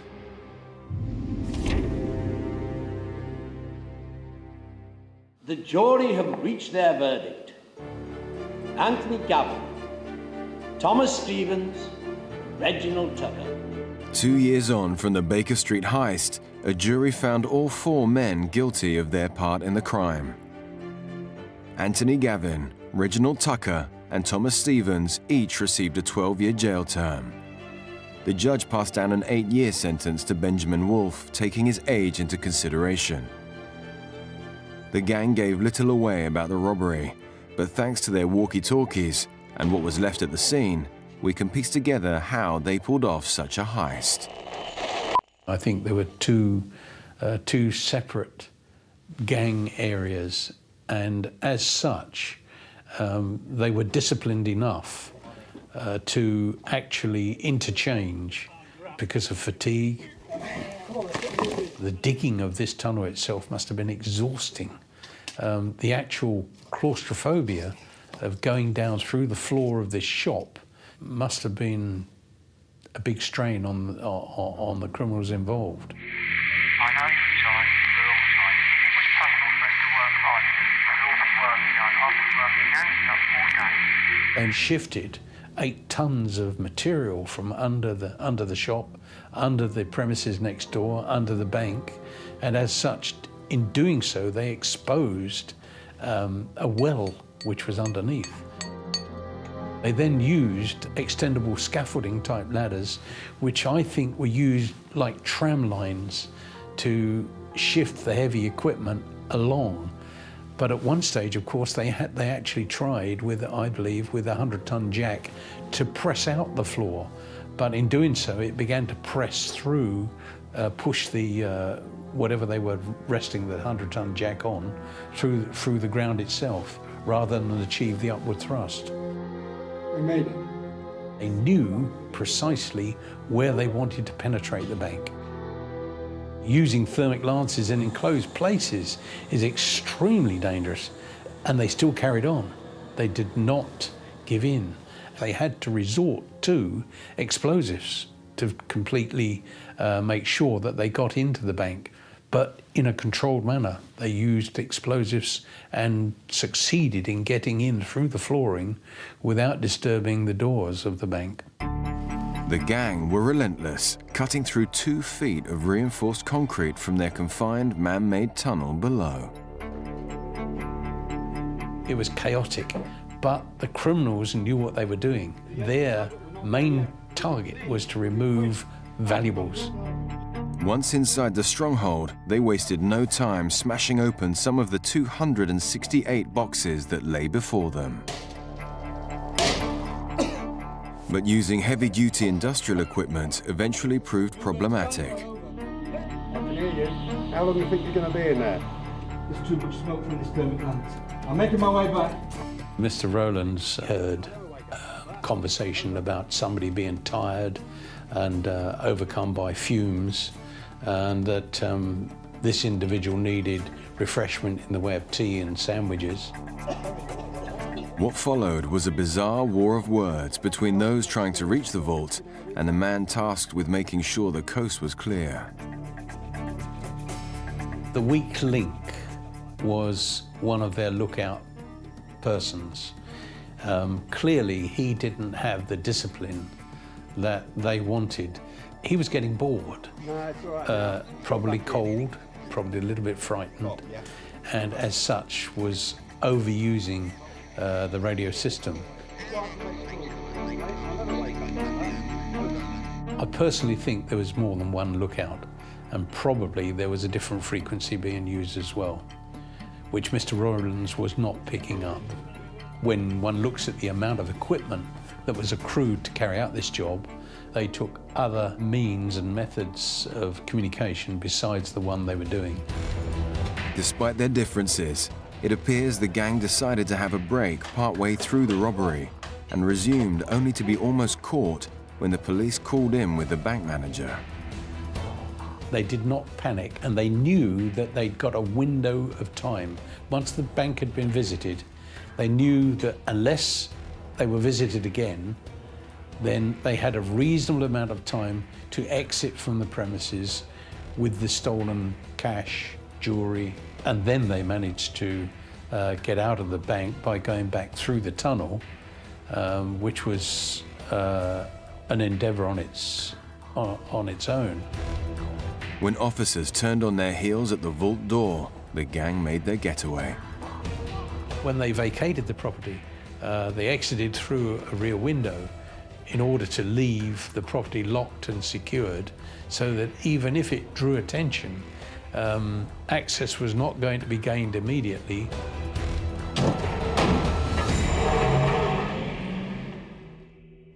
The team knew their method of entry would catch the authorities off guard and buy them more time.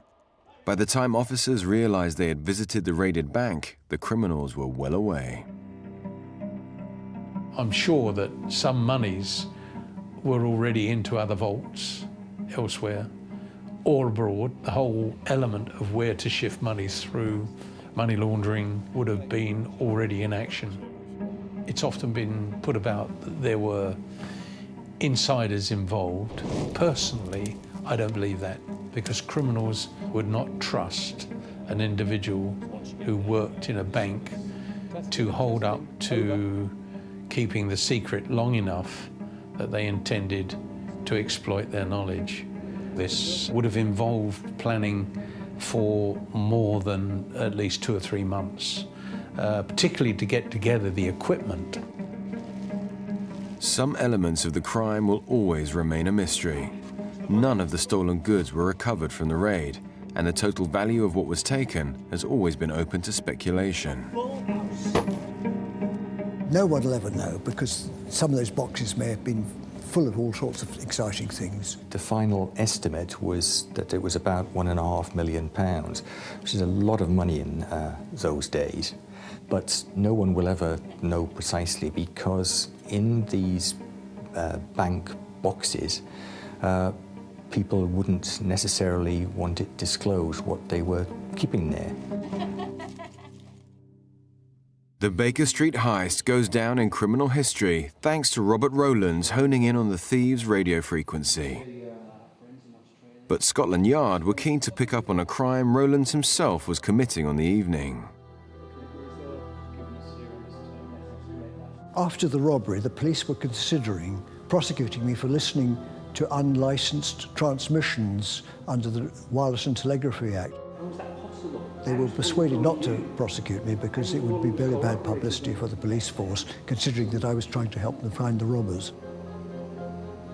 15 years later, I got the cassette back. It was hiding in a safe in Paddington Green Police Station in London. Rowlands was also contacted by Lloyds. They gave me a cheque for £2,500, which I thought was extremely decent of them. Such a brazen attack on a bank has not been witnessed in Britain before or after 1971. A final twist in the tale could give an insight into where the gang got their inspiration. Someone pointed out that Sir Arthur Conan Doyle's fictional detective Sherlock Holmes had investigated a near identical robbery. Now, Sherlock Holmes was supposed to live in Baker Street, and here you have a bank in Baker Street.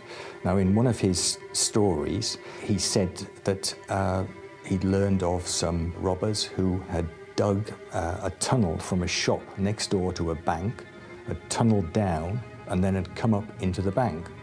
The only difference between the Sherlock Holmes story and this one was that Sherlock Holmes was waiting inside the bank when the robbers came up through the floor.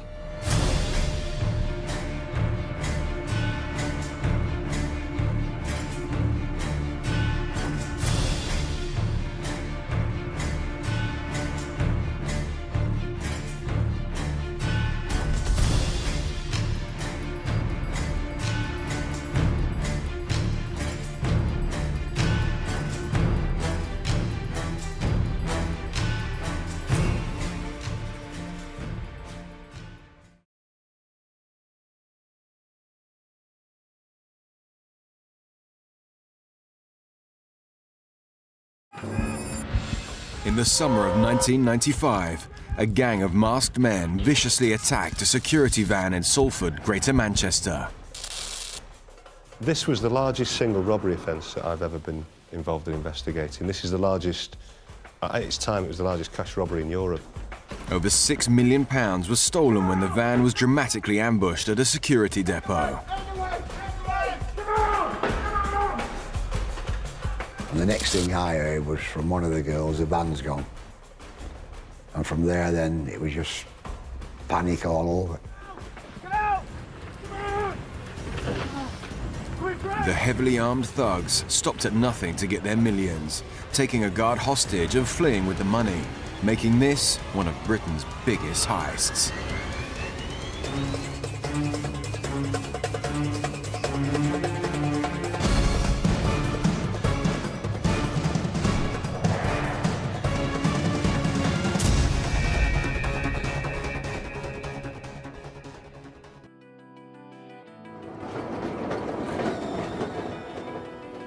The 3rd of July in Manchester city centre. Securicor workers Louis Headon and Graham Huckabee were starting their shift at one of the company's depots. Graham had only worked with me a couple of times on this run, because my regular partner were doing something else. Well, we started work at 6 o'clock. Normally had a cup of tea before we kicked off. And whoever was driving, whether it was me or my partner, on that particular day it was me, so I get the keys, go out and get the van, and pull up into the queue outside the vaults. Large amounts of cash and cheques from various businesses around the city were stored in a central vault to be collected by Securicor staff and taken to nearby depots. With it being a Monday, you got the whole weekend's takings. So the volume was probably 3, 4, 5 times as much as what you get the rest of the week. It took over an hour to load the millions of pounds into their secure van before the pair set off on the 1.5-mile journey to their first stop, the Midland Check Clearing Centre in Salford, to offload some of the takings. We then pull up to the ramp with the back end facing the loading bay, so the van could be reversed in when required. Well, then Graham, he gets in the driver's seat so we can start to reverse in. I would then proceed to the Midland Check Centre door, where a camera would be looking down at me. I'd ring the bell. Once he'd verified who I was, I'd show my ID card. As Louis was one of only a handful of key custodians, he was responsible for entering the centre and going through the necessary security checks before unloading the bags.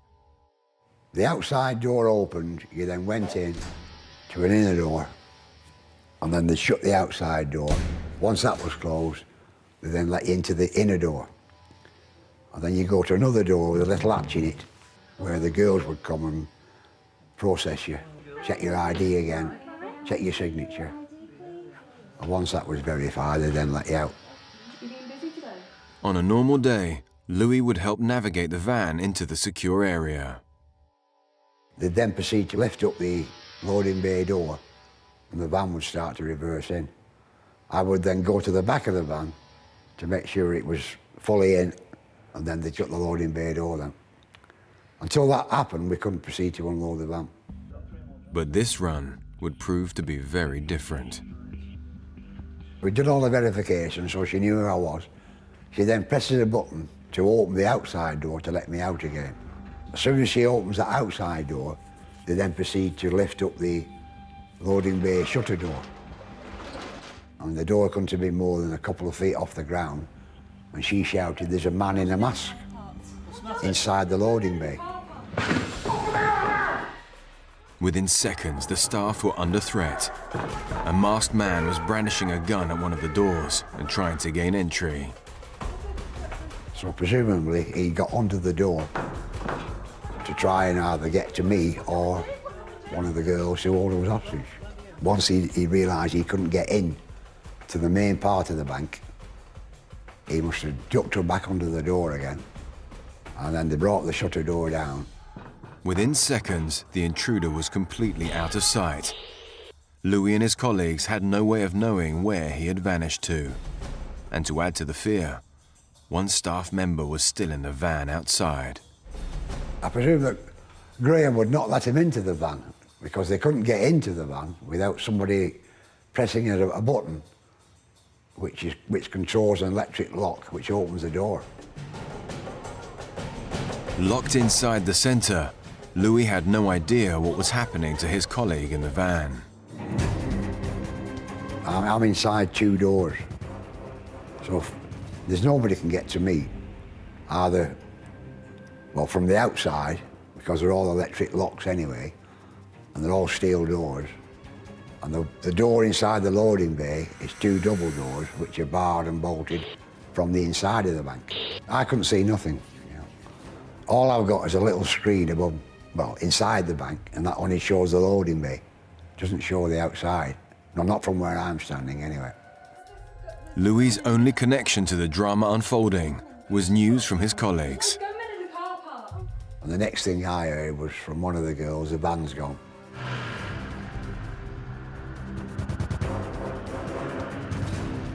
And from there, then, it was just panic all over. They were panicking. I didn't know where the van were. They didn't know where the van were. What can we do? Louis stood inside an airlock with no communication to the outside, had no idea what had happened to his partner, Graham. Nobody knows who's going to react in that situation unless it's happening to you. I mean, I'm stood in the bank, reasonably safe. He's sat in the driver's seat. They say that them screens are strong enough to take a shot, but are you going to take that chance? So do you let them in, or do you just take a chance and drive off, you know. I mean, the vehicle's skin is double skin, so a shot won't go through that. But I wouldn't like to be sat behind that glass with a gun pointed to me.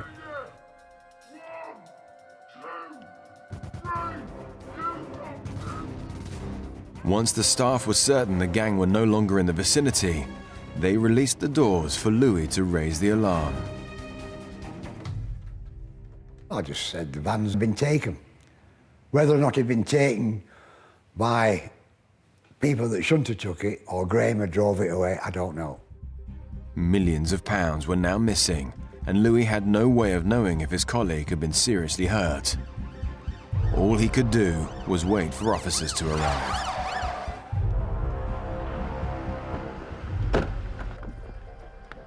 When officers first went there, one of the guards, Lou Headon, was actually still at the clearing centre. He'd been left there. As you get with any attendance at any crime scene, there's initially some confusion. As police began to assess the scene, another alarm was raised nearby. But within a very short space of time, they'd located Graham Huckabee just around the corner with the abandoned cash-in-transit van. Graham Huckabee had been found by some workmen, handcuffed to railings with the van's contents nowhere to be seen. It was approximately a mile and a half from the Midland Check Centre, round the back of some units. Couldn't be seen from the road. Bit of waste ground, if you like, behind units. And the van was just lying there, both doors open. Nothing on it at all. Been stripped.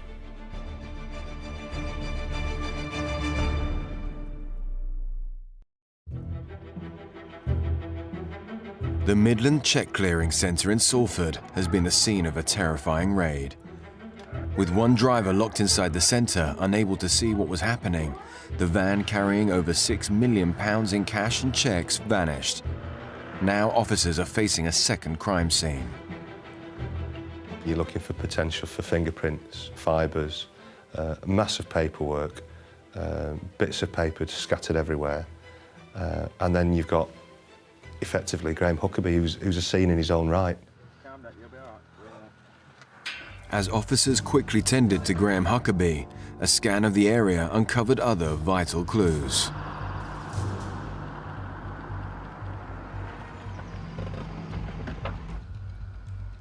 We didn't just have one crime scene, we had 3 straight away. Because the cash-in-transit van had been taken away from the Midland Bank DSC with a white Ford Transit van. That had then followed it to Hope Street. The contents of the cash-in-transit van had then been emptied into the white Ford Transit van, and then that had been driven just around the corner to Upper Wharf Street, and then the white Ford Transit was emptied, which came to be one of the main lines of enquiry. And it turned out that that had been stolen some weeks before in the London area. We searched that van for any trace of any evidence that we could get from it, and we actually found a business card.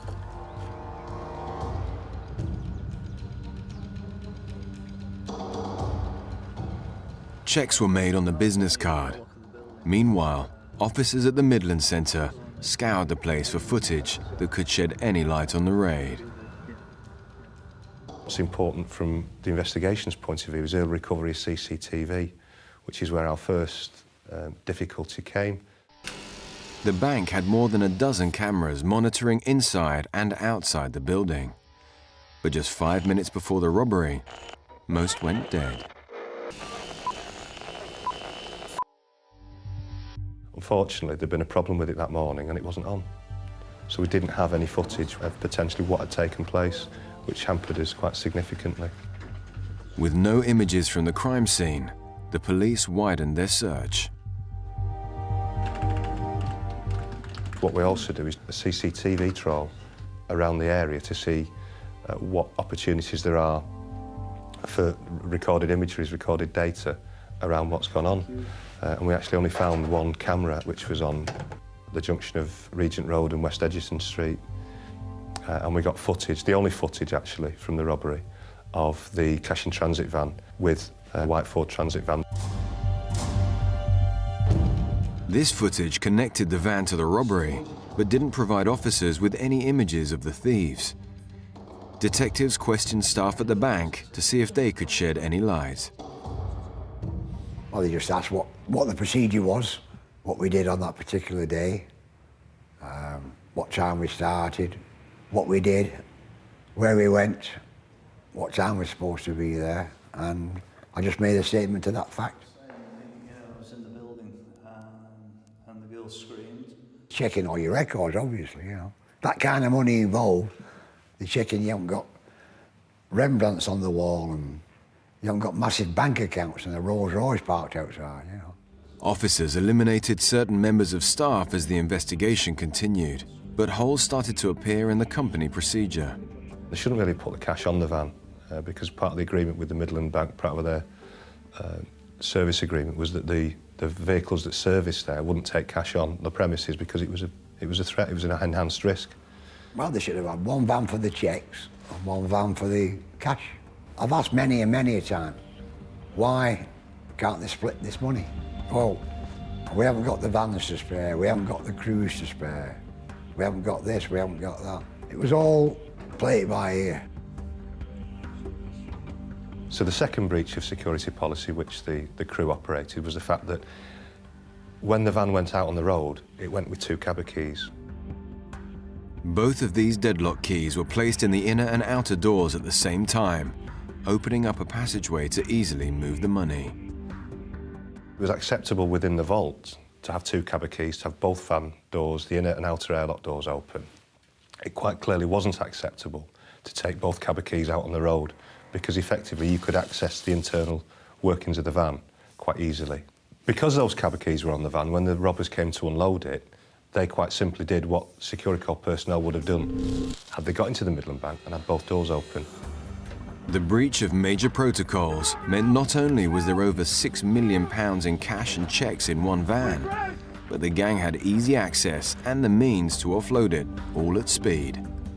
By the second day, it was clear to me that this was something extraordinary. And it was quite interesting because I was getting phone calls from members of the Salford underworld saying, what's going on? And they were telling me that the Salford teams, if you like, were trying to find out who was responsible for pulling this off in their manner. Even local criminals had apparently been caught off guard, which gave an indication that this had been organised on a much larger scale. Now all the money had gone and the investigation was growing by the hour. There were a number of vehicles cited and you're never sure whether a vehicle's a legitimate line of investigation or it's a complete red herring. I remember there was a poster put together that had on it key vehicles, some of which were quite clearly involved. The white transit van, for example, that was on there. There was a white Ford cargo van and a red Ford cargo van. And that was because we had conflicting reports from different witnesses who said they'd seen a white one or a red one. With more vehicles coming into the frame, it was clear this had been planned to precision. And a new discovery at the Midland Centre gave a possible insight into how the gang managed to ambush the security van. The Midland Bank sits sandwiched between the railway line and the Regent Road. So what you'd got on the railway side of the perimeter wall were some ladders that were up against the wall from the railway line below. It's something that you're going to want to look at in relation to potential forensic recovery around the ladders themselves, in relation to fingerprints and any potential for footwear recoveries. And again, the origins of the ladders themselves became quite a significant line of inquiry. We believe that the robbers came off the railway line. We know that there were at least 2 climbing sets, and we believe that 3 robbers came over the wall from the railway line to run towards where Huckabee's van was. If this theory was correct, Huckabee would have had a clear view of the gang approaching from the railway wall, potentially giving him time to react. Piecing the heist together bit by bit, police decided to bring certain people in for questioning once more. Huckabee was interviewed a second time, about 3 weeks after the robbery, quite forcefully by a couple of detectives. And suspicion around Huckabee started to develop. Graham Huckabee had only done that particular run 6 other times during his employment at the company and didn't often work with Louis Hedon. When you're in that early stage of an investigation, you're trying to get a feel for who can you believe, who's credible. As a police officer, you get lied to for a living, so you tend to be able to spot the lie. And certainly the officers who spoke to Huckabee didn't believe his story, didn't believe what he'd done, didn't believe his actions the way they explained it. We drove off, they threatened me, we drove, and then... Graham Huckabee was an ex-police officer and had been a Securicorps employee for 11 months. The way Huckabee told the account wasn't credible. Various officers believed that. That's a very difficult thing to prove, but ultimately it's what a jury relies upon. We arrived, parked up, Louis got out and went to the back of the van. The robbers come to the van and they, according to Huckabee, shout, "We've got your partner," and communicate to Huckabee that they've got a hostage. We've got your mate in the back here! Get it open this door now! And you and Daddy show us your name! Open this door now! I'm telling you! Huckabee then activates the electronic switch, which allows the robbers into the van. 1, 2, 3!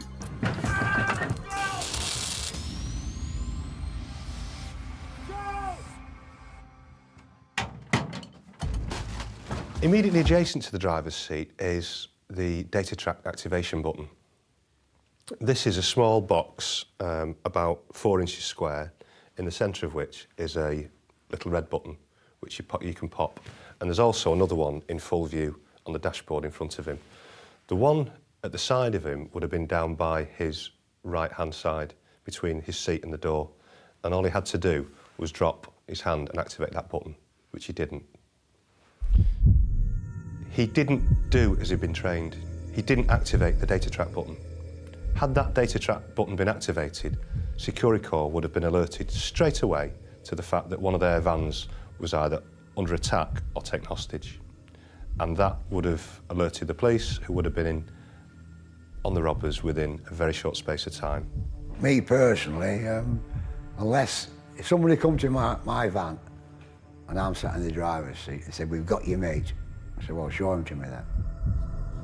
He said the reason he hadn't acted as he should have done on the day of the robbery was that he was suffering from stress.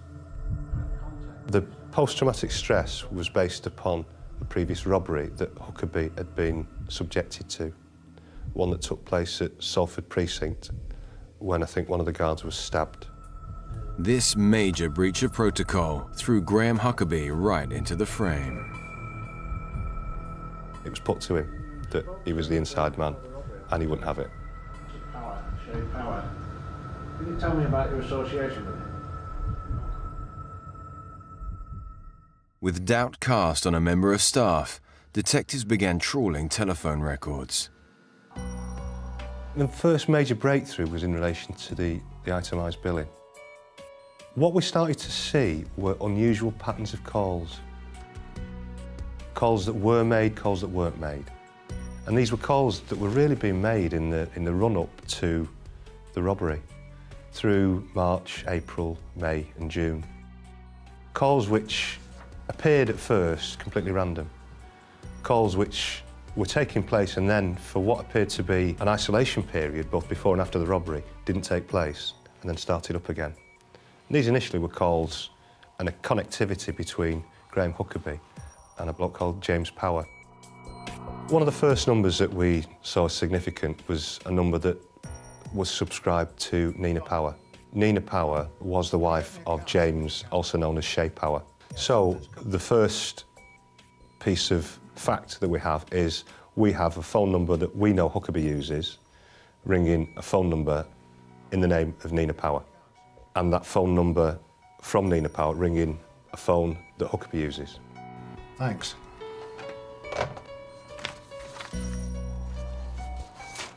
Shay Power was a doorman from Prestwich, Manchester, with known criminal connections in his past. Power was quite a heavy drinker. He drank in pubs in the Prestwich area and was virtually in there all the time. And that's what we knew that from surveillance. Huckabee featured occasionally, but Power was in the pubs all the time, from quite early during the day till quite late at night. Detectives went to work monitoring Huckabee and his associates. What we got was surveillance evidence of Huckabee and Power actually looking at buying a pub in Gloucesterport, Derbyshire area. As police built a picture of the two associates, a further connection emerged. It's from the Power phone and the Huckabee phone that we get the call, or we get the connectivity to the phone in the woman's name that we linked to Jimmy Hayes. That was linked to Jimmy Hayes because Mike Whiting had been on a previous investigation and knew that that was a Jimmy Hayes address. And Jimmy Hayes was a known robber, historically committed a number of offences and was well known to the police. By now, the spotlight was on Hayes, Huckabee, and Power. If the phone numbers were used by those suspected, a clear link was appearing, and more was to come. We had one call directly to or from the Hayes number to Huckabee. And through that number commenced a major line of inquiry. Remember, if this goes pear-shaped, it's down to you.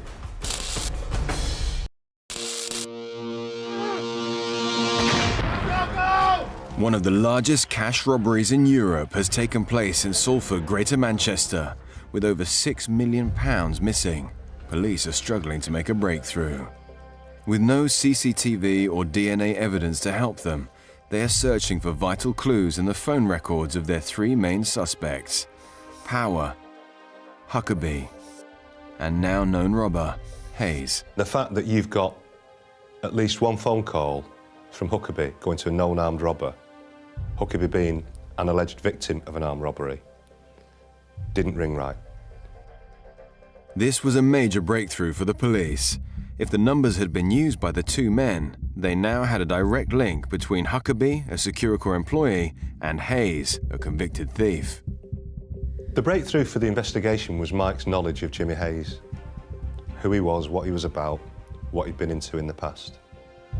But with no way of proving if it was actually Hayes and Huckabee who had made those calls, and without knowing the context of those conversations, officers had to keep digging for further evidence. Then you start to stream out to a man called Tony Wilkes-Wells.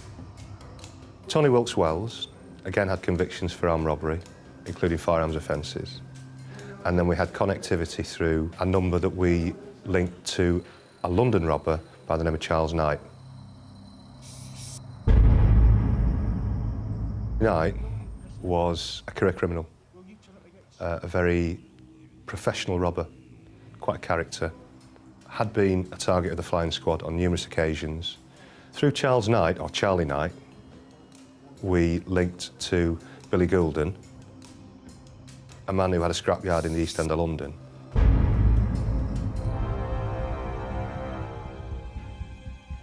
Billy Goulden had no previous convictions for robbery, but officers were interested in phone records connecting him to Charlie Knight. A network of suspects was now forming from this phone activity, which connected other known criminals to Jimmy Hayes. But with only these records to go on, was it enough to establish their involvement in the crime? Jimmy Hayes, Scotch Jimmy, as he's also known, had lived in Manchester for quite a long time. He'd been sentenced to a number of terms of imprisonment, including for robbery, hardened criminal, and a close associate of Charlie Knight. Sir, before you go, I think you should take a look at this. With this possible link between Manchester and London associates, officers believed the business card in the abandoned van could give a further clue. See what they can come up with. And let's do a trace on this Derek Wilson chap. What we'd got in the van, which was significant, was a business card with Derek Wilson's mobile number. He was a small-time mechanic from the East End. We were devoid of any fingerprints, any DNA, any forensic evidence, but we got his business card, which had his mobile number on. I think the subscriber was nothing to do with him, but that's the link that gave us that phone number and put that phone in Derek Wilson's hand. There were calls from Huckabee to Power to Hayes, Wilkes-Wells Hayes, to Knight, to Goulden and Wilson. And it was almost like something had happened that had caused this ripple effect. On paper, these phone connections looked damning to police, but they couldn't be certain it was these suspects actually using the numbers. So they continued digging, and detectives made a further connection between Wilson and the abandoned van. Derek Wilson was the man who had serviced the white Ford Transit van that was used in the robbery and that was dumped. Servicing a van used in a robbery drew attention to Wilson, but this didn't confirm any direct link with the heist. For the detectives, a strong pattern was nevertheless emerging between certain suspects in the south and those with connections to Securicorps in Manchester, but further concrete evidence was needed.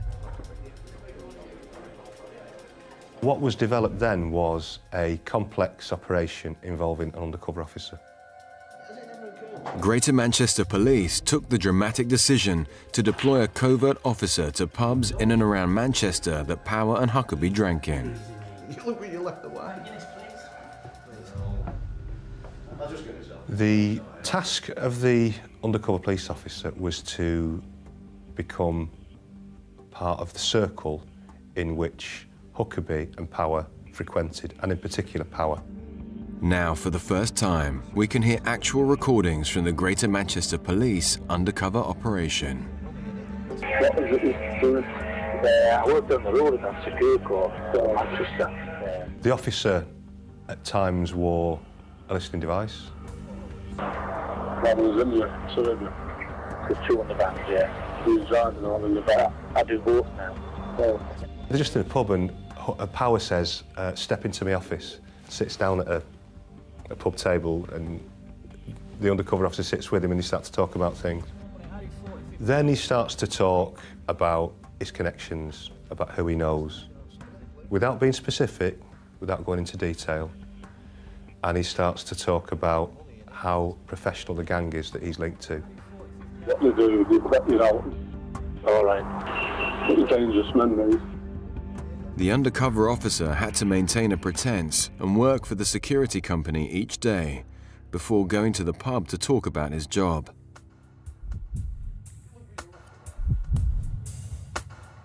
The undercover officer said he'd been working at Securicorps for some time, starts to display dissatisfaction, shall we say, with his employers. Experience and stuff, but they're just taking anyone now. They've gone from 3 to 2 as it is, you know what I mean? He's not happy with his role, he's not happy with his lot, he starts to talk about money problems and then lays out the bait. That he's driving these vans around that are full of so much money, would be so easy to take had they had an inside man. I do 40, 50 hours a week and I come out with peanuts at the end of the week thinking... One of the areas you've got to be careful about with undercover wars is that what you don't do is you don't step into what the Americans call entrapment. In the UK we call it agent provocateur, and it was fully explored and examined and it was agreed that he hadn't. He merely laid the bait out. Hi, Jimmy, it's Shay. Listen, you're free to talk.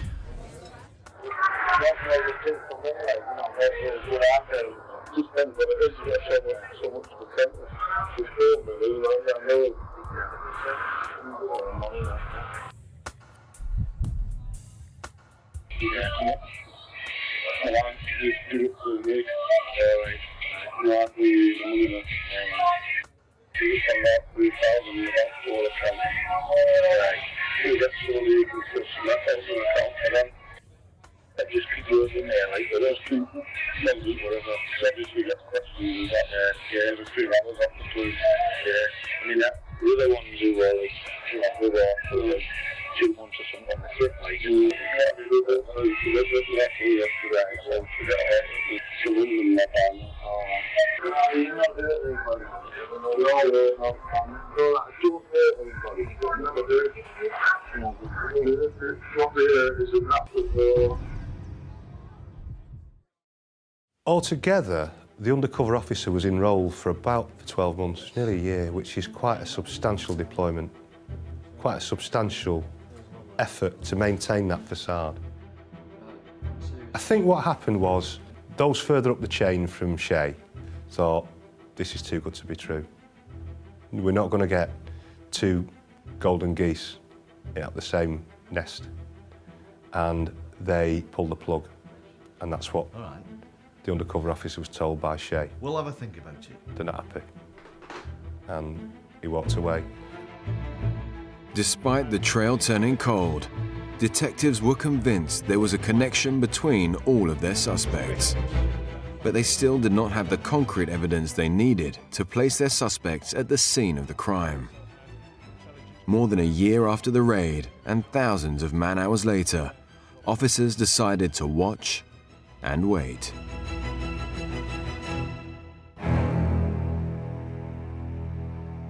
We started to take an interest in it again in around 1998.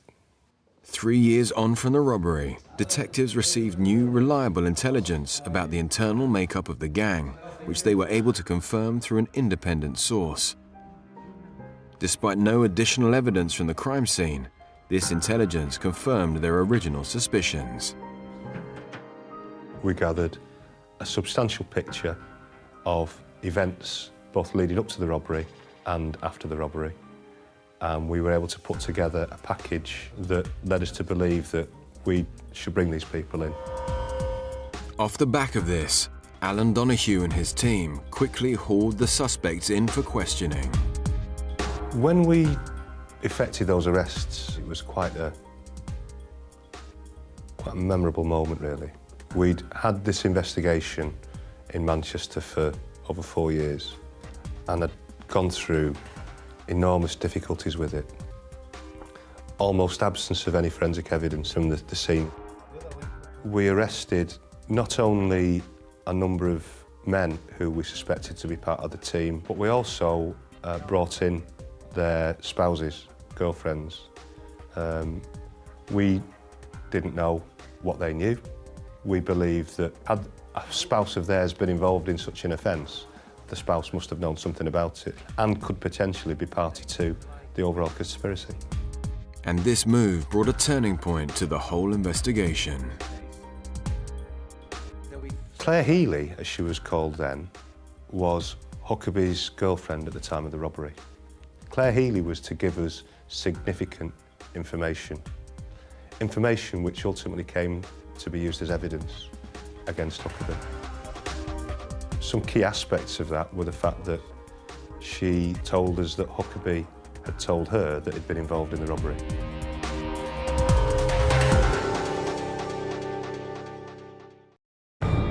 After one of the country's biggest heists from a cash-in-transit van in Salford, a major revelation has rocked the case. Officers have decided to pull in family and friends of the key suspects with surprising results. Huckabee's girlfriend has alarming new evidence to share. She told us that Huckabee had had a sweetener.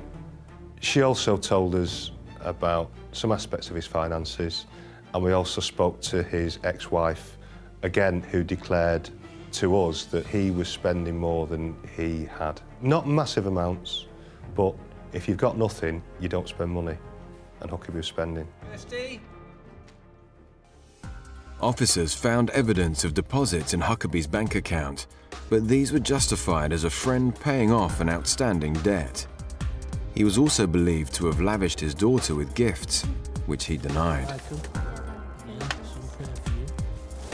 We also brought in Nina Power, Shay's wife, and the nugget that we got from her interview and from Shay Power's interview was we're actually able to put the phone in Shay Power's hand, and he admitted that he was making the phone calls to Graham Huckabee. Associating with Mr. Huckabee. I'm not saying I didn't ring him, I rang him, okay, I rang him. Shay Power passed off the calls between Huckabee and him as being innocent, but the other allegations rocked the investigation. I don't know where you're getting this. However, the rest of the key suspects denied any involvement in the robbery. Maybe you'd like to explain how it got... Most of the others were just no comment. Was Mr. Tony Wells known to you? They were experienced and knew not to say anything. What about Shay Power? Mr. Graham Huckabee? Mr. Billy Goulden? No. Don't know who you mean. Mr. Knight, if you wouldn't mind.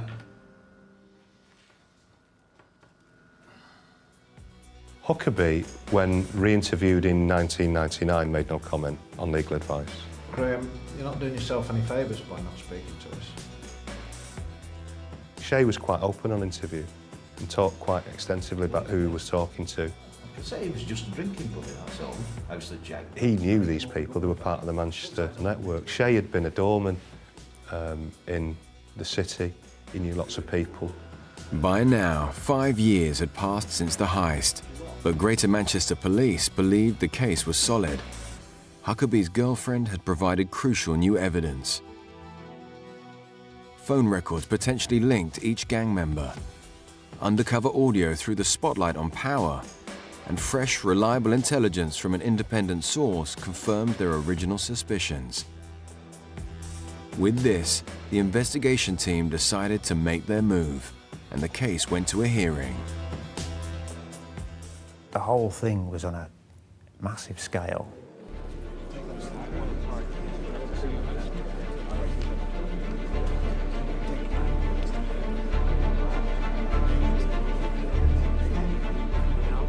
And it was almost, before it could even start, there was another drama, which was that the defence for two of the defendants, Charlie Knight and Anthony Wilkes-Wells, argued that evidence that was going to be used against them was inadmissible because it proved nothing, namely phone traffic between them and others before, around the time of the robbery and after the robbery. The telephone records produced by the prosecution are inadmissible. This was a blow for the prosecution team, and a difficult decision had to be made. In light of the decision about sufficiency on those two, we, the prosecution, abandoned the case against Jimmy Hayes. Court adjourned. Officers had built a similar case against Hayes, that he was using the phone number being investigated, but this was difficult to prove. So when we actually went to trial, we went to trial on Billy Goulden and Derek Wilson, who were the London end, and on Graham Huckabee and Shay Power at the Manchester end. With the case against 3 suspects dropped, officers faced another challenge with Huckabee's girlfriend. She wouldn't make a witness statement, so what we had to do with Claire was we witness summonsed her to the committal, and she gave evidence. What happens then, because she's not made a witness statement, it's called a deposition, because it's taken in front of a magistrate and it's signed and it's accepted and treated then on as a witness statement. Eventually, the trial drew to a dramatic conclusion. Ladies and gentlemen of the jury, have you reached your verdict? The jury were out for quite some considerable time and eventually returned not guilty verdicts on Billy Goulden and Derek Wilson. The scrap metal dealer and car mechanic were found to have no links to the robbery and were exonerated. As far as Huckabee and Power were concerned, they couldn't reach a decision. It was what they call a hung jury. In relation to the case against Huckabee and Power, I'm ordering a retrial. So the judge ordered a retrial. And we came to the retrial some 5 or 6 months later. The next trial went ahead eventually and ended in quite dramatic fashion because although there were only 2 defendants, the case was both complex and difficult, and despite that, the jury returned a verdict in a very short period of time. Heart was in my mouth. And then you hear the indictment read, how do you find the defendant?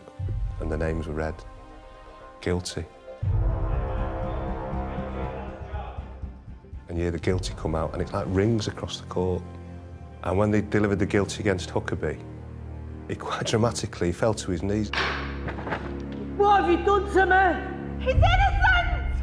And it was just street theatre.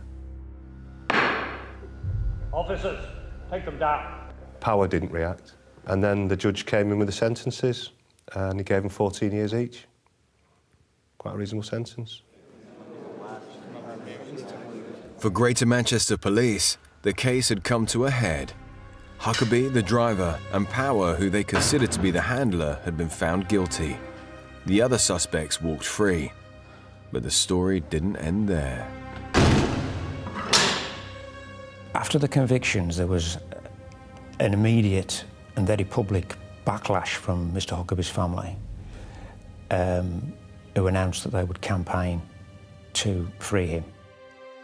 Huckabee's family and girlfriend Lucy Roper became a formidable force in trying to prove his innocence, drumming up huge media attention and picking through reams of notes on the investigation. The campaign started immediately after the conviction and continued for about 2.5 years. It got quite an amount of high-profile publicity. Myself, at the Manchester Evening News, I covered several stories. There was one demonstration outside Greater Manchester Police Headquarters. On another occasion, Mr Huckabee's girlfriend campaigned on his behalf to a committee meeting at Westminster. The campaign gathered huge momentum, and just over 2 years into Huckabee and Power's sentences, an appeal was granted. The grounds of appeal were, one, that Huckabee's defence counsel didn't think the conviction was safe. That's not a ground for appeal, but was nevertheless included. And the second one, they appealed to the Court of Appeal about the admissibility of billing in relation to Jimmy Hayes. And in another twist, Huckabee's defence focused on one major element to appeal on. As part of his defence, Huckabee put forward some medical evidence in relation to post-traumatic stress disorder. This medical evidence was based upon an examination undertaken by doctors some 7 years after the event. What he sought to do was say that the reason he hadn't acted as he should have done on the day of the robbery was that he was suffering from stress. Stephen Regal is the psychotherapist who assessed Graham Huckabee whilst in prison. My prior knowledge of Graham was primarily what Lucy had told me, was that she felt that he was suffering from post-traumatic stress prior to the robbery that he was in prison for. And she briefly described the episode where he had witnessed a colleague being stabbed. She felt that this was a significant contribution to his behaviour and that there'd been no formal assessment of his psychological or psychiatric condition. I felt that he was suffering not just from post-traumatic stress disorder, but he had what we would describe as a comorbid depressive illness. When we say comorbid, what that means is that there's another psychiatric condition occurring around the same time. He was clearly very depressed. And he was obviously clearly depressed prior to his imprisonment because he was clearly suffering from post-traumatic stress at that time as well. These findings were to have an incredible effect on the case. Oh, yeah? Graham's family have been campaigning for this day. It's finally come. Graham Huckabee is a free man. It feels unbelievable, I can tell you, absolutely unbelievable. We're just going to have a nice family Christmas now. On the day that he was actually let out of prison, I travelled down to Staffordshire, was waiting outside when he came through that door and got the first picture. He was embraced by his mum, his sister. Cheers! Cheers! Freedom! Freedom! 7 years after the robbery, Huckabee and Power walked free from prison after serving 2 years and 7 months of their sentence. Shay Power passed away 12 months later. As for the missing millions, I think there was a £50,000 reward for the cheques. They were never recovered. And there was a reward for the cash. We never actually got any of the cash back. This robbery had quite clearly been subject to detailed planning. They'd clearly researched the topic, they'd clearly prepared the ground, and they executed it almost perfectly.